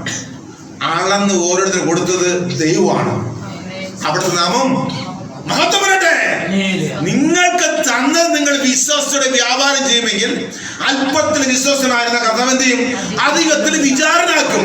ഈ കൂട്ടത്തിൽ ആരെങ്കിലും കൊടുത്ത കൃപ വ്യാപാരം ചെയ്യാതിരിക്കുന്നെങ്കിൽ അവന്റെ കയ്യിൽ നിന്ന് എന്ത് ചെയ്യും? അതിനെ വാങ്ങി എന്ത് ചെയ്യും? വിശ്വാസത്തോടെ ചെയ്യുന്നവന് കൊടുക്കും ദൈവത്തിന്റെ സ്വതന്ത്രമേ. അതുകൊണ്ട് ഇവിടെയും നമ്മൾ പലപ്പോഴും അറിയാതെ പാപം ചെറിയുണ്ട്. അതുകൊണ്ട് ഒരു പക്ഷേ നമ്മളെക്കാട്ടും കാഴ്ചയില്ലാത്തവൻ, അവജ്ഞായ ഒരു കണ്ണുകൂടന മനുഷ്യനായിരിക്കാം, മുടന്തനായിരിക്കാം. ആ മനുഷ്യൻ ഒരു 100 ഒരു കൃപ കർത്താവ് കൊടുത്തിരിക്കാം. എന്ത് കർത്താവെ അങ്ങ് മകനെ മാനിച്ചല്ലോ, അങ്ങനെ നാമകത്വപ്പെടട്ടെ എന്ന് പറയുമ്പോൾ കർത്താവ് നിന്നെ മാനിക്കും. അല്ലാതെ അയാളെ കുറിച്ച്, അയാളുടെ വിശുദ്ധിയെ കുറിച്ച്, അയാളുടെ കൃപയെ കുറിച്ച് നമ്മൾ ചോദ്യം ചെയ്ത് നമ്മൾ ആരും പാപം ചെയ്യരുതെന്ന് ഈ വാക്യത്തിൽ നിന്ന് ദൈവാത്മാവ് നമ്മളെ ഓർമ്മിക്കുന്നു. കാരണം ഇന്ന് ഈ കാലഘട്ടത്തിൽ സംഭവിച്ചുകൊണ്ടിരിക്കുന്നു. അനേകർ അങ്ങനെ ദൈവശാപത്തിന് യോഗ്യരായിക്കൊണ്ടിരിക്കുന്ന, അതിൽ വീഴാതിരിക്കാനാണ് കർത്താവ് ഈ കൊച്ചു കൂട്ടത്തിനെ പഠിപ്പിക്കുന്നത്. നമ്മൾ വായിച്ചടാ, ഇത് ഹേതുവായിട്ട് നീയും നിന്റെ കൂട്ടുകാരൊക്കെയും യഹോവയ്ക്ക് വിരോധമായി കൂട്ടം കൂടിയിരിക്കുന്നു. അപ്പോ മോശ പറഞ്ഞ് അവസാനം മോശ പറഞ്ഞു, ഇത് കാരണമായി നിങ്ങൾ ആർക്കെതിരാണ് കൂട്ടം കൂടുന്നത്? യഹോവയ്ക്ക് വിരോധമായി. മോശക്കെതിരെയാണോ? അതാ തെറ്റുപറ്റിയത്. ഇവർ വന്നത് ദൈവത്തിനെതിരെയാണ്. പക്ഷെ യഥാർത്ഥ സംഭവം എന്താണ്? മോശക്കെതിരെയാണ് ചോദ്യം ചോദിച്ചു വന്നത്. പക്ഷെ ദൈവം അറിയിട്ട് പറയുന്നേ, മോശേ അവർ നിനക്കെതിരെയില്ല. അതാണ് ഞാൻ പുതിയ എന്താ ശൗലേ ശൗലേ എന്നൊരു വിളി ശൗല് കേട്ടു. ശൗല് ചോദിക്കുന്നത് അങ്ങ് ആരാണോ ചോദിച്ചു. അപ്പൊ കർത്താവ് എന്താ പറഞ്ഞ, നീ ഉപദ്രവിക്കുന്ന ക്രിസ്തു. ഉണ്ടാവും, നീ ഉപദ്രവിക്കുന്ന ക്രിസ്തു. ശൗല് ക്രിസ്തുവിനെ എവിടെയെങ്കിലും അടിക്കപ്പെടുകയും ചെയ്തിട്ടുണ്ടോ? ഇല്ല. പക്ഷെ ചെയ്താരാണ്? ക്രിസ്തുവിന്റെ മക്കളെ ചെയ്തപ്പോൾ അവർക്കെതിരെ വിരൽ ചൂണ്ടിയപ്പോ കർത്താവ് ഇറങ്ങി പറഞ്ഞ, അവരെയല്ല നിങ്ങൾ എന്റെ കണ്ണിലിട്ടാണ് കുത്തുന്നത്. മക്കളെ, ഇത് ഭയങ്കര അപകടം പിടിച്ചൊരു കാര്യമാണ്. ഈ വക കാര്യങ്ങളൊക്കെ നമ്മൾ വളരെ നന്നായി തന്നെ കാര്യങ്ങൾ ചെയ്യണം. ആവശ്യമില്ലാത്ത പാപങ്ങളൊന്നും വലിച്ചു വയ്ക്കരുത്. ഇനി വായിച്ചടാ, യഹോവയ്ക്ക് വിരോധമായി കൂട്ടം കൂടിയിരിക്കുന്നു. മോശം വരെ നിങ്ങൾ എനിക്ക് വിരോധമായിട്ടല്ല, നിങ്ങൾ ദൈവത്തിന് വിരോധമായിട്ടാണ് നിങ്ങൾ കൂട്ടം കൂടിയിരിക്കുന്നത്. നിങ്ങൾ അഹരോന്റെ നേരെ പിറുപിറുപ്പാൻ തക്കവണ്ണം അവൻ എന്തു മാത്രമുള്ളൂ. അങ്ങനെ അഹരോന് മോശയ്ക്കുമെതിരെ അവർ പിറുപിറുക്കാൻ തുടങ്ങിയാമേ. നമുക്ക് സംഖ്യാപുസ്തകം 16:28 വായിച്ചു. ആ 16 ആദ്യം 28, 29, 30, 31, 32 വാക്യം മൈക്കിൽ വായിച്ചാൽ. അപ്പോൾ മോശ പറഞ്ഞത്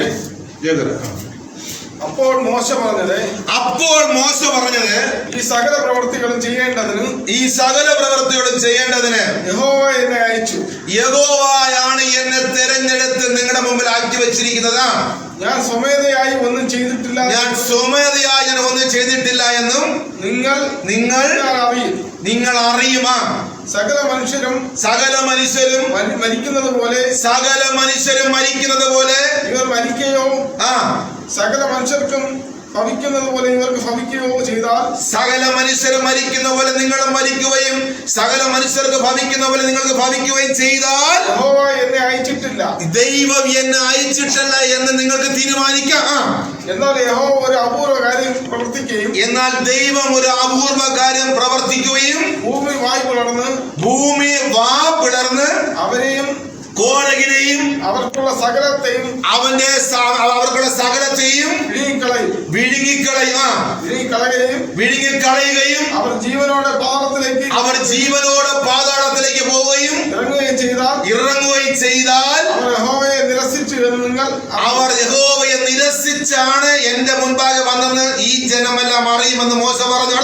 അവർ ഈ വാക്കുകളെല്ലാം പറഞ്ഞു തീർന്നപ്പോൾ, വാദപ്രതിവാദം നടന്നു കഴിഞ്ഞപ്പോൾ അവരുടെ കീഴെ ഭൂമി പിളർന്നു. അവർ നിന്ന സ്ഥലത്ത് ഭൂമി നെടുകെ പിളർന്ന് ഭൂമി വാ തുറന്ന് അവരെയും അവരുടെ കൂടെ ഞങ്ങളെയും അവരുടെ കൂടെ ഉണ്ടായിരുന്ന അവരെയും കോരകിനോട് ചേർന്നിട്ടുള്ള എല്ലാവരെയും കോരകിനോട് ആരൊക്കെ ഈ കോരയോട് ചേർന്നിട്ടുള്ള എല്ലാവരെയും അവരുടെ സർവ്വസമ്പത്തിനെയും ഭൂമി വിഴുങ്ങിക്കളഞ്ഞു. അല്ലേ പറഞ്ഞാട്ടെ, ഹല്ലേലൂയ. സംസാരം തീർന്നതേ ഉള്ളു. നിന്ദ സ്പോട്ടിലെ ഭൂമി രണ്ടായി വിണ്ടുകീറി വിഴുങ്ങുന്ന പോലെ കോരകന്റെ കൂടെ ആരൊക്കെ കൂട്ടുകൂടി, ഇതാ പ്രശ്നം, ആരൊക്കെ കൂട്ടുകൂടി നിന്നോ മുഴുവനെയും അവന്റെ അസറ്റുകളെ പോലും ബാധിച്ചിരിക്കുന്നത്. എന്റെ പൊന്നുമക്കളെ, എനിക്ക് വേണ്ടി മർമ്മമാണ്. നാം യഥാർത്ഥത്തിൽ നീതിയോട് നിൽക്കുന്ന ഒരു വിശുദ്ധനെതിരെ അല്ലെങ്കിൽ ദൈവദാസനെതിരെ നാം സംസാരിക്കുമ്പോൾ നമ്മുടെ പ്രാണന് മാത്രം ക്ഷതം വരുന്നത് നമ്മുടെ ഭൗതിക സമ്പത്തിനെ പോലും അത് ബാധിക്കും. മസ്റ്റായിട്ട് ബാധിക്കും. അതാണ് വിളിച്ചിരിക്കുന്നത്. കോരകിനെയും അവന്റെ കുടുംബത്തിനെയും അവനോട് കൂടെ ആരൊക്കെ നിന്നോ അവരെ മാത്രമല്ല അവരുടെ സമ്പത്തിനെ പോലെ സകലത്തെ കർത്താവ് താഴ്ത്തി കളഞ്ഞാണ്. ഇത് വളരെ ഗൗരവമായ വിഷയമാണ്.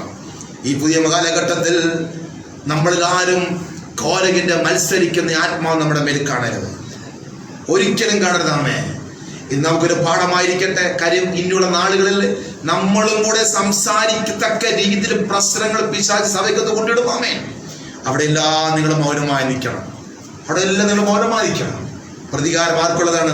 ദൈവം കാര്യങ്ങൾ ചെയ്യട്ടാമേ. ഇപ്പോൾ സംഭവിച്ചുകൊണ്ട് ആമേ അവരെ ഭൂമി പിളർന്ന് അവരെ വീണി. അടുത്ത വായിക്കാൻ വായിച്ചാട്ടെ, 32 വരെ വായിച്ചാട്ടെ.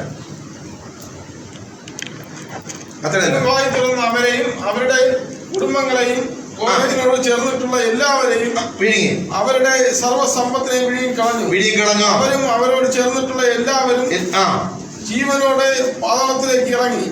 ഭൂമി അവരുടെ മേൽ അടയുകയും അവർ സഭയുടെ ഇടയിൽ നിന്ന് നശിക്കുകയും ചെയ്തു. അവരുടെ ചുറ്റും ഇരുന്ന ഇസ്രായേലിയരെ ഒക്കെയും അവരുടെ നിലവിളി കേട്ടു. ഭൂമി നമ്മെ വിഴുങ്ങിക്കളയരുതേ എന്ന് പറഞ്ഞ് ഓടിപ്പോയി.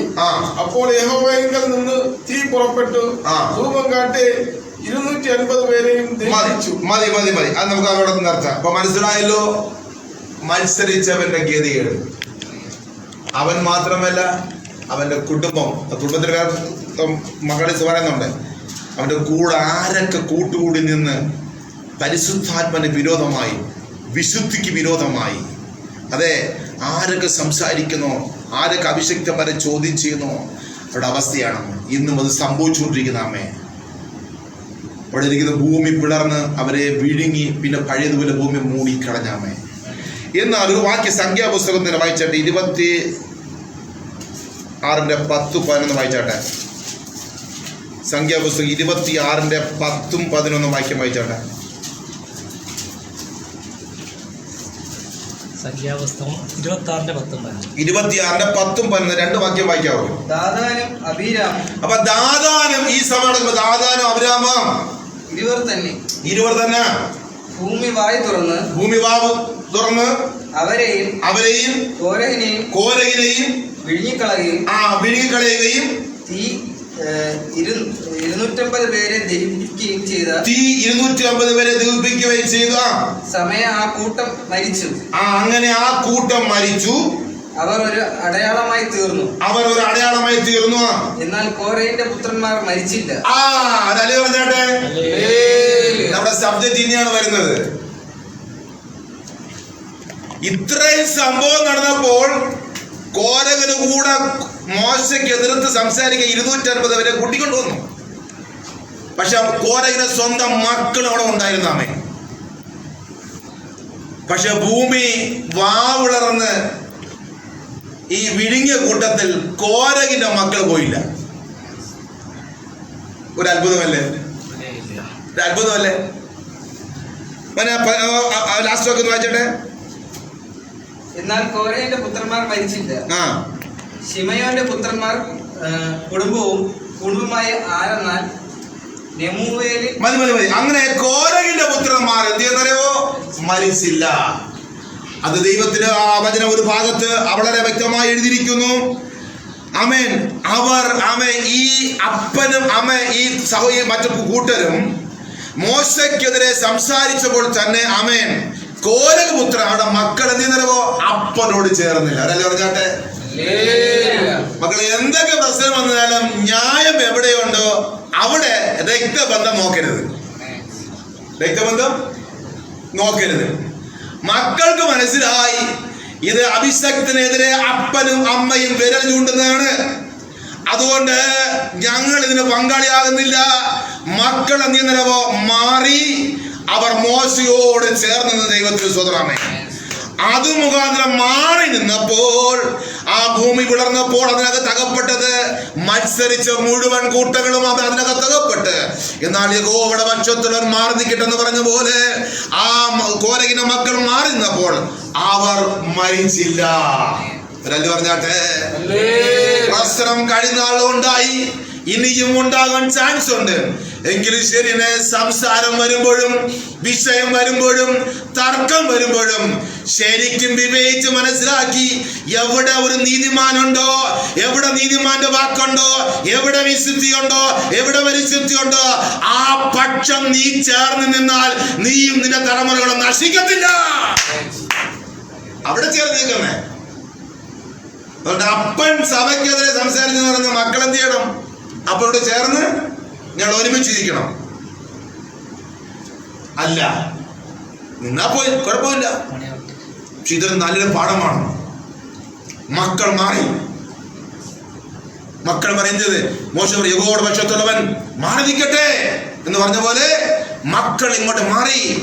എന്നാൽ തലമുറകൾ അത് രക്ഷപ്പെട്ട് മറ്റ് അവരുടേതായ മറ്റ് പിതാക്കന്മാരും കൂടെ നിന്നവരെല്ലാവരും എന്ത് ചെയ്യുന്നറിയുമോ?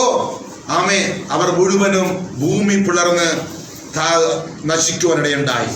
ദൈവമക്കൾ, നമ്മുടെ ജീവിതത്തിൽ നാം ഇതിന്നൊരു പഠിക്കേണ്ട ഈ പുതിയ കാലഘട്ടത്തിൽ മനസ്സിലാക്കേണ്ട കാര്യമാണ്, എവിടെ സത്യമുണ്ടോ, സത്യം പറഞ്ഞ ഞാൻ തന്നെ വഴിയും സത്യവും ജീവനുമാകും അല്ലേ? എവിടെ സത്യമുണ്ടോ, എവിടെ വിശുദ്ധിക്ക് വേണ്ടി പോരാടുന്നുണ്ടെങ്കിൽ ആ പക്ഷത്ത് നിൽക്കുക. അല്ലെങ്കിൽ ഇത് അപകടമായിരിക്കാമേ. അല്ലെങ്കിൽ നമ്മൾ സംസാരിക്കാതിരിക്കുക, നമ്മൾ അർപ്പിക്കാനും പോകണ്ട. നമുക്ക് കുറച്ചൊക്കെ വിവേചിക്കാൻ നമുക്ക് കഴിയുമാമേ. അതുകൊണ്ട് നമ്മൾ ആ കോരകിൻ്റെ സ്വഭാവമല്ല, കോരകിൻ്റെ മക്കളുടെ സ്വഭാവം നമുക്ക് വരട്ടെ. അവർ മാറി നിന്നപ്പോൾ ആ പണിഷ്മെന്റിൽ നിന്നും ദൈവം അവരെ രക്ഷിച്ചു. ഒരാളെ പറഞ്ഞാട്ടെ. അടുത്ത വാക്യം വായിച്ചാട്ടെ മോനെ. ആ 11 വാക്യം തീർന്നായിരുന്നോ? തീർന്നു. അടുത്ത സംഖ്യാപുസ്തകം 26 57 58. ലേവ്യരിൽ എണ്ണപ്പെട്ടവർ കുടുംബമായി ആരെന്നാൽ വായിച്ചോ. ഗേർശോനിൽ നിന്ന് ഗേർശോന്യ കുടുംബം, കേഹാത്തിൽ നിന്ന് കേഹാത്യ കുടുംബം, മേരായിൽ നിന്ന് മേരായ കുടുംബം, ലേവ്യ കുടുംബങ്ങൾ ആവിത്. ലിബ്നീയ കുടുംബം, ഹെബ്രോന്യ കുടുംബം, മഹ്ലിയ കുടുംബം, മൂശ്യ കുടുംബം. ഒന്നുകൂടെ വായിച്ചിട്ട് 57 തുടങ്ങി വായിച്ചേട്ടെ. ലേവ്യരിൽ എണ്ണപ്പെട്ടവർ മോവാബ് സമഭൂമിയിൽ വെച്ച് ദൈവം ജനത്തിന്റെ കണക്കെടുക്കുവാൻ തീരുമാനിച്ചു. അങ്ങനെ കണക്കെടുത്തപ്പോൾ പിന്നെ വായിച്ചോ. ലേവ്യരിൽ എണ്ണപ്പെട്ടവർ കുടുംബമായ കുടുംബമായ ആരെന്നാൽ ഗേർശോനിൽ നിന്ന് ഗേർശോന്യ കുടുംബം, കേഹാത്തിൽ നിന്ന് കേഹാത്യ കുടുംബം, മേരായിൽ നിന്ന് മേരായ കുടുംബം, ലേവ്യ കുടുംബങ്ങൾ ആവിത്. ലിബ്നീയ കുടുംബം, ഹെബ്രോന്യ കുടുംബം, മഹ്ലിയ കുടുംബം, മൂശ്യ കുടുംബം, കോരഹ്യ കുടുംബം. കേട്ടോ, ഏത് കുടുംബം? അപ്പൊ സമഭൂമിയിൽ വെച്ച് ദൈവം ഒരു സമയത്തേക്ക് ആമേൻ മോവാബ് സമഭൂമിയിൽ വെച്ച് ദൈവം ജനത്തിന്റെ കണക്കെടുത്തപ്പോൾ അതിനകത്ത് ആര് വന്ന്? കോരഹ്യ കുടുംബം കൂടി അതിനകത്ത് കടന്നു. അല്ലെ പറഞ്ഞാട്ടെ. ഹല്ലേലൂയ. കാരണം അറിയാവോ, അവിടെ തലമുറകൾ മുഴുവൻ നശിച്ചു പോയില്ല.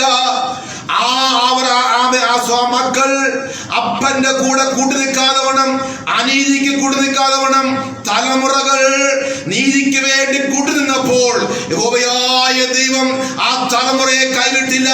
സമഭൂമിയിലെ ചില യാത്രകൾക്ക് ശേഷം കാലഘട്ടം കഴിഞ്ഞപ്പോൾ കുടുംബങ്ങളെ എണ്ണമെടുത്തപ്പോൾ പിതാക്കന്മാരുടെ കുടുംബം നിലനിർത്തുന്നതിന് വേണ്ടി കോരഹപുത്രന്മാരെ കർത്താവ് തള്ളിക്കളഞ്ഞില്ല. അവരെയും ആ ഗോത്രത്തിനകത്ത് ദൈവം അവരെ കൊണ്ടുവന്ന് മാനിച്ചു. ദൈവത്തിന് സ്വതന്ത്രമാമേ. നീ ദൈവപക്ഷത്ത് നിൽക്കുവാൻ, അനീതിയെ വെറുത്ത് നീ നീതിക്ക് വേണ്ടി പോരാടുവാൻ നിങ്ങളിൽ ഒരാള് തയ്യാറെങ്കിൽ ഒരാളെ മാനിച്ച് കുടുംബത്തിന്റെ ഗോത്രത്തിനെ നിലനിർത്തുവാൻ എന്റെ അപ്പന് കഴിയും. നോക്കണമേ, ഒരു ജനസംഖ്യ ആ ഗോപാസം വിളിച്ചെടുത്തപ്പോൾ അവിടെ കോരഹിന്റെ കുടുംബത്തിനെ കർത്താവ് കൊണ്ടുവന്നത് അത് ഈ മക്കൾ ദൈവഭാഗത്തു നിന്നത് കൊണ്ടാണ്. അല്ലെങ്കിൽ ആ കുടുംബം മുഴുവൻ തകർന്നു പോകുമായിരുന്നു. ആമേൻ. അതുകൊണ്ട് അത് നമുക്കൊരു പാഠമുണ്ട്. ആ കോരഹപുത്രന്മാർ എന്താ ചെയ്തത്?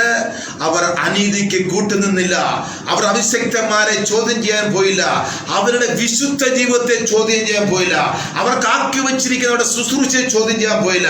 അവർ കുഞ്ഞാടുകളെ പോലെ, അവർ പൊട്ടന്മാരെ പോലെ, ഭോഷന്മാരെ പോലെ അവർ എന്തിനോ അനീതിക്ക് കൂട്ടി നിൽക്കാതെ നീതിക്ക് വേണ്ടി മാറി നിന്നപ്പോൾ സ്വർഗം അവരെ മാനിച്ചു. നമുക്കും അങ്ങനെയായിരിക്കാം. നാം അനീതിക്ക് വേണ്ടി കൂട്ടുനിൽക്കരുത്.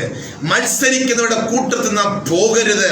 അവരുടെ കൂട്ടത്തിൽ നിന്ന് ഒരു വാക്കുപോലും നിങ്ങൾ സംസാരിക്കരുത്. ആമേ ഹല്ലേലൂയ. മാറി നിന്ന് ആമേ നീതിക്ക് വേണ്ടി നിങ്ങൾ പോരാടണം. നീതിമാന്റെ കൂടെ നിങ്ങൾ ചേർന്ന് നിൽക്കണം. നിങ്ങൾ എവിടെ വിശുദ്ധിയുണ്ട് അവിടെ നിങ്ങൾ ചേർന്ന് നിൽക്കണം. അവിടെ പരിശുദ്ധനായ ദൈവത്തിന്റെ സാന്നിധ്യമുണ്ട്.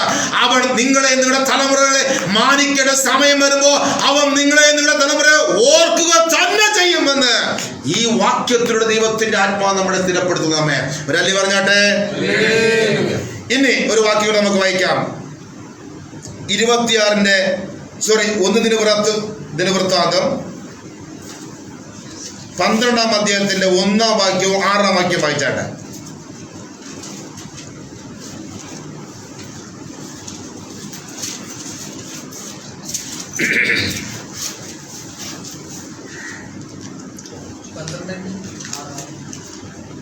അതെ, 1 ദിനവൃത്താന്തം 12-ാം അധ്യായത്തിന്റെ 1-ഉം 6 വാക്യങ്ങൾ.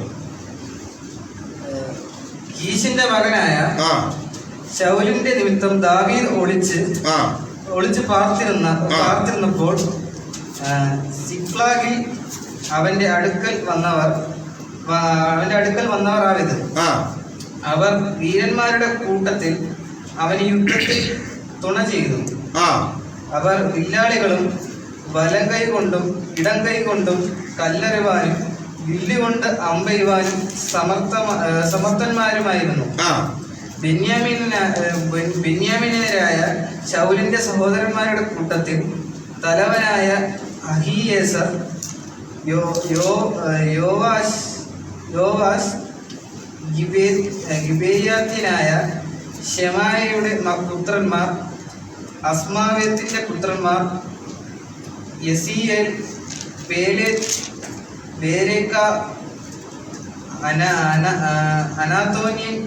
അനാത്തോത്യൻ, യേഹു, 30 പേരിൽ വീരനും 30 പേർക്ക് നായകനുമായ ഗിബയോന്യനായ ഇശ്മയ്യാവ്, ഇരമ്യാവ്, യഹസീയേൽ, യോഹന്നാൻ, ഗെദേരസിനായ യോസാബാദ്, എലൂസായി, എരീമോസ്, ബെയല്യാവ്, ശെമര്യാവ്, 6 വരെ വായിച്ചാൽ മതിയേ. ഹരൂപ്യനായ ശെബത്യാവ്, എൽക്കാന, ഇഷിയാവ്, അസരേൽ, ഓരേരായ യോവേസ്യർ, യാശോബ്യ. ആരാണ് കോരഗിരെന്നാണോ? ഓരേരായ കോരഗിരായ നോക്കണമേ. കാലഘട്ടം വീണ്ടും കഴിഞ്ഞു വന്നപ്പോൾ ദാവീദ് അധികാരത്തിൽ വന്നപ്പോൾ, നോക്കണം, ദാവീദ് അധികാരത്തിൽ വന്നപ്പോൾ, കാലഘട്ടം കഴിഞ്ഞിട്ടും ദാവീദ് അധികാരത്തിൽ വന്നപ്പോൾ വീരന്മാരുടെ കൂട്ടത്തിൽ കോരഹിന്റെ പുത്രന്മാരും ഉണ്ടായിരുന്നു. പറഞ്ഞാട്ടെ, എന്നെ മാനിക്കുന്നവനെ ഞാനും മാനിക്കും. നീ നീതിക്ക് വേണ്ടി പോരാടുന്നുവെങ്കിൽ, നീതിക്ക് വേണ്ടി പോരാടി ഒരു അപ്പനും അമ്മയെ ഭൂമിയിൽ രക്തസാക്ഷിയാകുന്നുവെങ്കിൽ നിങ്ങളുടെ പാരമ്പര്യ ധൈര്യത്തോടെ വയ്ക്കോ. നിങ്ങളുടെ തലമുറകളെ ഈ ദേശത്ത് മാനിക്കുന്നതിന് എന്റെ ദൈവമാണ്. ദൈവത്തെ കോരകെ അമ്മേ അവർ ഒരു വലിയ സംഘം ചേർന്നാണ് മോശക്കെതിരെ പിറുപിറുത്തതാമേ. എന്നാൽ പിന്നെ ചില മനസ്സിലാക്കി ഒരു വലിയ ന്യായവിധി വന്നപ്പോൾ മക്കളൊഴികെ ബാക്കി ആ വംശത്തിലെ സകലരും അമ്മേ ഭൂമിക്കകത്തായി. ഭൂമി അവർ വിഴുങ്ങി. എന്നാൽ കാലഘട്ടം കഴിഞ്ഞപ്പോൾ മരുഭൂമിയിൽ വെച്ച് ജനസംഖ്യ എടുക്കുവാൻ ദൈവത്തിന്റെ ആത്മാവിൽ പ്രേരണ വന്നപ്പോൾ ലേവി കുടുംബത്തിനകത്ത് അന്ന് ഈ അനീതിക്ക് കൂട്ടുനിൽക്കാതെ മാറി നിന്ന തലമുറകളെ ലേവി കുടുംബത്തിനകത്ത് അംഗങ്ങളായി എന്റെ പിതാവ് കൊണ്ടുവന്ന് മാനിച്ചതെങ്കിൽ അവിടം കൊണ്ട് അനുഗ്രഹം നിൽക്കുന്നില്ല. രണ്ടാമത് ദാവീദ് അധികാരത്തിൽ വന്നപ്പോൾ വീരന്മാരുടെ പട്ടിക എടുത്തപ്പോൾ അതിനകത്തും ഈ തലമുറയുടെ സന്തതികൾ അതിനകത്തും അവകാശം പിടിച്ചു വെച്ചെങ്കിൽ ഇവർക്ക് ഇത്രയും സ്ഥാനമാനങ്ങളും ഇവർക്ക് ഇത്രയും ദൈവത്തിന്റെ സ്വാധീനം ലഭിക്കാൻ കാരണമെന്ന് അവർ അപ്പന്റെ കൂട്ടുകെട്ടിന് ദൈവസഭയ്ക്കെതിരെ അവിശ്വത്തിനെതിരെ തലമുറകൾ കൂട്ടുകെട്ട് കൂടിയിട്ടില്ല. അവർ മാറി നിന്നതാണ്. അവർ നീതിക്ക് വേണ്ടി നിന്നതാണ്. അവരുടെ തലമുറകള് കാലാകാലം കഴിയും തോറും ദൈവം മറക്കാതെ വണ്ണ ആമേൻ അവരെ ഓർത്ത് ഘട്ടം ഘട്ടമായി അവരെ അനുഗ്രഹിച്ചു കൊണ്ടിരിക്കുന്നത്. പ്രിയ സഭയെ, ഇത് നിസ്സാരമായിട്ട് കാണുന്ന ദൈവത്തിന് സ്തോത്രം. വിശുദ്ധി തന്നെ, നീതിമാൻ തന്നെ, പരിശുദ്ധ സഭ തന്നെ. അതുകൊണ്ട് നമ്മുടെ വായിനെയും പഞ്ചേന്ദ്രിയങ്ങളെ ഒന്ന് അടക്കി ഈ കാലഘട്ടങ്ങളില് സംഭവങ്ങൾ ശരിക്കും മനസ്സിലാക്കി നാം എവിടെ നിൽക്കണം, നാം ആരോട് കൂടി നിൽക്കണം, നാം എന്ത് സംസാരിക്കണം എന്ന് ചിന്തിച്ചുറച്ച് നാം മുന്നോട്ട് പോകുന്ന കാലഘട്ടം നമ്മൾ എത്തിയിരിക്കുന്നു. അങ്ങനെ നാം നേരായ വഴിക്കാണ് മുന്നോട്ട് പോകുന്നതെങ്കിൽ നാം രക്ഷപ്പെട്ട് നമ്മുടെ തലമുറ രക്ഷപ്പെട്ടു. അല്ലെങ്കിൽ ദൈവകോപത്തിനകത്ത് ഏതെങ്കിലും മേഖലയിൽ കിടന്ന് വട്ടം കറങ്ങേണ്ടി വരും. ചിന്തിക്ക്, കോരകിന്റെ ചരിത്രവും ഇന്നത്തെ പുതിയ വിശ്വാസികൾക്ക് എന്തെങ്കിലും ബന്ധമുണ്ട്? ബന്ധമില്ലേ? ബന്ധമുണ്ട്. നാം കേൾക്കുന്നില്ല എന്തൊക്കെ വർത്തമാണ് കേൾക്കുന്നത്. അപ്പനൊരു ഭാഗത്ത് സംസാരിക്കുന്നു, മക്കൾ വേറെ സംസാരിക്കുന്നു. പ്രശ്നം വരുമ്പോ അപ്പൻ വേറെ ഗ്രൂപ്പായി, മക്കൾ വേറെ ഗ്രൂപ്പായി. ഓ, എത്ര ഭയങ്കരമായ കാര്യങ്ങളമ്മേ. എന്നാ നമുക്കൊരു പാഠമാണ് കോരകിന്റെ മക്കൾ അമ്മേ. നമുക്ക് മറ്റൊരു ഉറപ്പാണ്, ഈ മാറി നിന്ന കുഞ്ഞുങ്ങൾക്ക് വേണ്ടി ദൈവം എന്തല്ല അയച്ചത്. നമ്മൾ നേരത്തെ വായിച്ചത് ലേവി കുടുംബത്തിനകത്ത് അവരെ കൊണ്ടുവന്ന് എണ്ണി നിർത്തി. ആമേൻ. ലേവി കുടുംബം എന്ന് പറയുമ്പോൾ പുരോഹിത കുടുംബം. ആമേൻ. ഇപ്പോൾ ദാവീദ് അധികാരത്തിൽ വന്നിട്ടും വീരന്മാരുടെ പട്ടികയിൽ ആ കുടുംബത്തിലെ കൊണ്ടു ചേർത്തു. ആമേൻ. അംഗീകാരം കൊടുത്തു. എന്താ ഇവർ ചെയ്തത്? ഇവിടെ പിതാക്കന്മാർ അനീതിയിലെ ചെയ്തത്. പക്ഷെ മക്കൾ എന്ത് ചെയ്ത്? നീതിക്ക് വേണ്ടി നിലനിന്ന് ദൈവത്തിന് സ്വതന്ത്രമാണ്. നമുക്ക് നീതിക്ക് വേണ്ടി നിൽക്കാം മക്കളെ. ഒരു പക്ഷെ നമുക്ക് ആൾബലം കാണത്തില്ല. ആമേ. നമുക്ക് കുടുംബത്തിന് മഹത്വം കാണത്തില്ല, അസറ്റ് കാണത്തില്ല.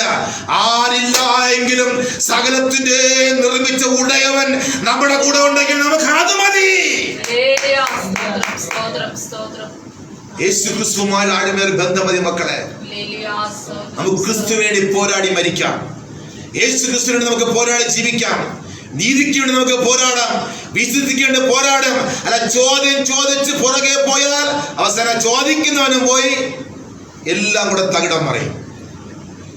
അല്പ കിട്ടിയ ജ്ഞാനം കൊണ്ടും പിതാക്കന്മാർ വച്ചിരിക്കുന്ന അതിരെന്തെന്ന് മനസ്സിലാക്കി അതിനകത്ത് നിന്നുകൊണ്ട് പോകുന്നതാണ് ഏറ്റവും നമുക്ക് ഉചിതം. ഇന്ന് അതിരുകളെ മാറ്റി എവിടെന്നോ കുറച്ചൊക്കെ എന്തൊക്കെ കണക്ട് ചെയ്ത് അങ്ങനെ എഴുതിയിരിക്കുന്നല്ലോ, ഇവിടെ എഴുതിയിരിക്കുന്നില്ലല്ലോ. വേണ്ട. നമുക്ക് ദൈവജ്ഞാനം തന്നിട്ടുണ്ട്. നമ്മുടെ പിതാക്കന്മാർ നല്ല, അതാണ് യേശു ക്രിസ്തു പറഞ്ഞത്, ഞാൻ നിങ്ങൾക്കൊരു മാതൃക വെച്ചേച്ചു പോകും. യേശു ക്രിസ്തു മാതൃക വെച്ചേച്ചു പോയപ്പോൾ അടുത്ത അതിനെ കടുകി ചെയ്തത് അറിയുമോ? നമ്മുടെ ആത്മീയ പിതാക്കന്മാർ അവര് പ്രാപിച്ചതും മാതൃക വെച്ചത്. നമ്മുടെ വീട് മുന്നോട്ട് പോകണം. കാലാകാലം ബന്ധപ്പോ ആമേ ആരാധനയ്ക്ക് മാറ്റം വരുന്നു, ഉപവാസത്തിന് മാറ്റം വരുന്നു, വസ്ത്രധാരണത്തിന് മാറ്റം വരുന്നു, ജീവിത രീതിക്ക് മാറ്റം വരുന്നു, എല്ലാ തരത്തിലും മാറ്റം വരുന്നു. കാരണം ലോകം സഭയ്ക്കകത്ത് കയറിയ അനുഭവം ആയിരിക്കുന്നു. ഇങ്ങനെ സംഭവിക്കുന്ന ദൈവത്തിന് നന്നായിട്ട് അറിയാം. എങ്കിലും എൻ്റെ നീതിമാൻ വിശ്വാസത്തിൽ ജീവിക്കുന്നു പറഞ്ഞ പോലെ നിൽക്കുന്നുവെങ്കിൽ നീ വീഴാതെ നിന്നത്തിന് സൂക്ഷിക്കുക. ചോദ്യങ്ങൾ ചോദിക്കുന്ന കൂട്ടത്തിലും മത്സരിക്കുന്ന കൂട്ടത്തിലും നമുക്ക് അംഗത്വം വേണ്ട, നമുക്കിവിടെ സ്ഥാനവും വേണ്ട, നമുക്ക് അത് വേണ്ട. എവിടെയാണ് ആൾ കുറവായിരുന്നാലും, എവിടെയാണ് ഒരു എളിമയുടെ ഒരു ആരാധന, എവിടെയാണ് വിശുദ്ധി ഉള്ളത്, മക്കൾ അവിടെ പോയി നിങ്ങൾ ആരാധിച്ച് ദൈവരാജ്യം കരസ്ഥമാക്കുക. അതാണ് ദൈവം നമ്മളെ കുറിച്ച് ആഗ്രഹിക്കുന്നത്. ഇപ്പൊ രണ്ട് കാര്യത്തിൽ നമ്മൾ ആ മക്കളെ ദൈവം മാനിച്ച് അല്ലെ. ഇനി ഒരു കാര്യം വായിച്ചോട്ടെ.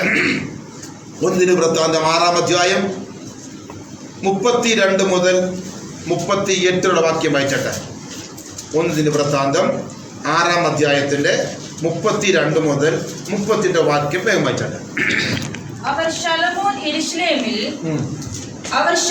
യെരൂശലേമിൽ യഹോവയുടെ ആലയം പണിതതുവരെ, ദാവീദിന്റെ കാലഘട്ടം വന്നപ്പോൾ യെരൂശലേമിൽ ദൈവത്തിന്റെ ആലയം പണി നടക്കുന്നു. യഹോവയുടെ ആലയം പണിതതുവരെ, ദൈവത്തിന്റെ ആലയം പണിതതുവരെ തിരുനിവാസമായ സമാഗമന കൂടാരത്തിന് മുൻപിൽ സംഗീത ശുശ്രൂഷ ചെയ്തു. സംഗീത ശുശ്രൂഷ ചെയ്ത് അവർ തങ്ങളുടെ മുറപ്രകാരം ശുശ്രൂഷ ചെയ്തു പോകുന്നു. തങ്ങളുടെ പുത്രന്മാരോട് കൂടെ ശുശ്രൂഷിച്ചവർ ആരെന്നാൽ തങ്ങളുടെ പുത്രന്മാരുടെ ശുശ്രൂഷകർ ആരെന്നാൽ കെഹാത്യരുടെ പുത്രന്മാരും കെഹാത്യയുടെ പുത്രന്മാരുമാ സംഗീതകാരനായ ഹേമാൻ അവൻ യോവേലിന്റെ മകൻ അവൻ ശമൂവേലിന്റെ മകൻ അവൻ എൽക്കാനയുടെ മകൻ അവൻ യെരോഹാമിന്റെ മകൻ അവൻ എലിയായിന്റെ മകൻ അവൻ തോഹയുടെ മകൻ അവൻ സൂഫിന്റെ മകൻ അവൻ എൽക്കാനയുടെ മകൻ അവൻ മഹത്തിന്റെ മകൻ അവൻ അമാസായുടെ മകൻ അവൻ എൽക്കാനയുടെ മകൻ അവൻ യോവേലിന്റെ മകൻ അവൻ അസരിയാവിന്റെ മകൻ അവൻ സെഫനിയാവിന്റെ മകൻ അവൻ തഹത്തിന്റെ മകൻ അവൻ അസീരിന്റെ മകൻ അവൻ എബ്യാസാഫിന്റെ മകൻ അവൻ കോരഹിന്റെ മകൻ.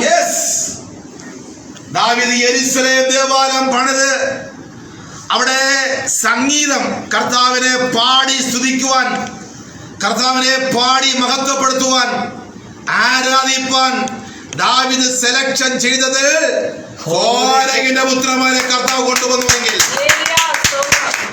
യഹോവയുടെ നശിച്ചു പോകേണ്ട തലമുറ ഇപ്പോൾ എവിടെ എത്തിയിരിക്കുന്നു? പെട്ടകത്തിന് മുമ്പിൽ കർത്താവ് കൊണ്ടുവന്നിരിക്കുന്നു അല്ലേ?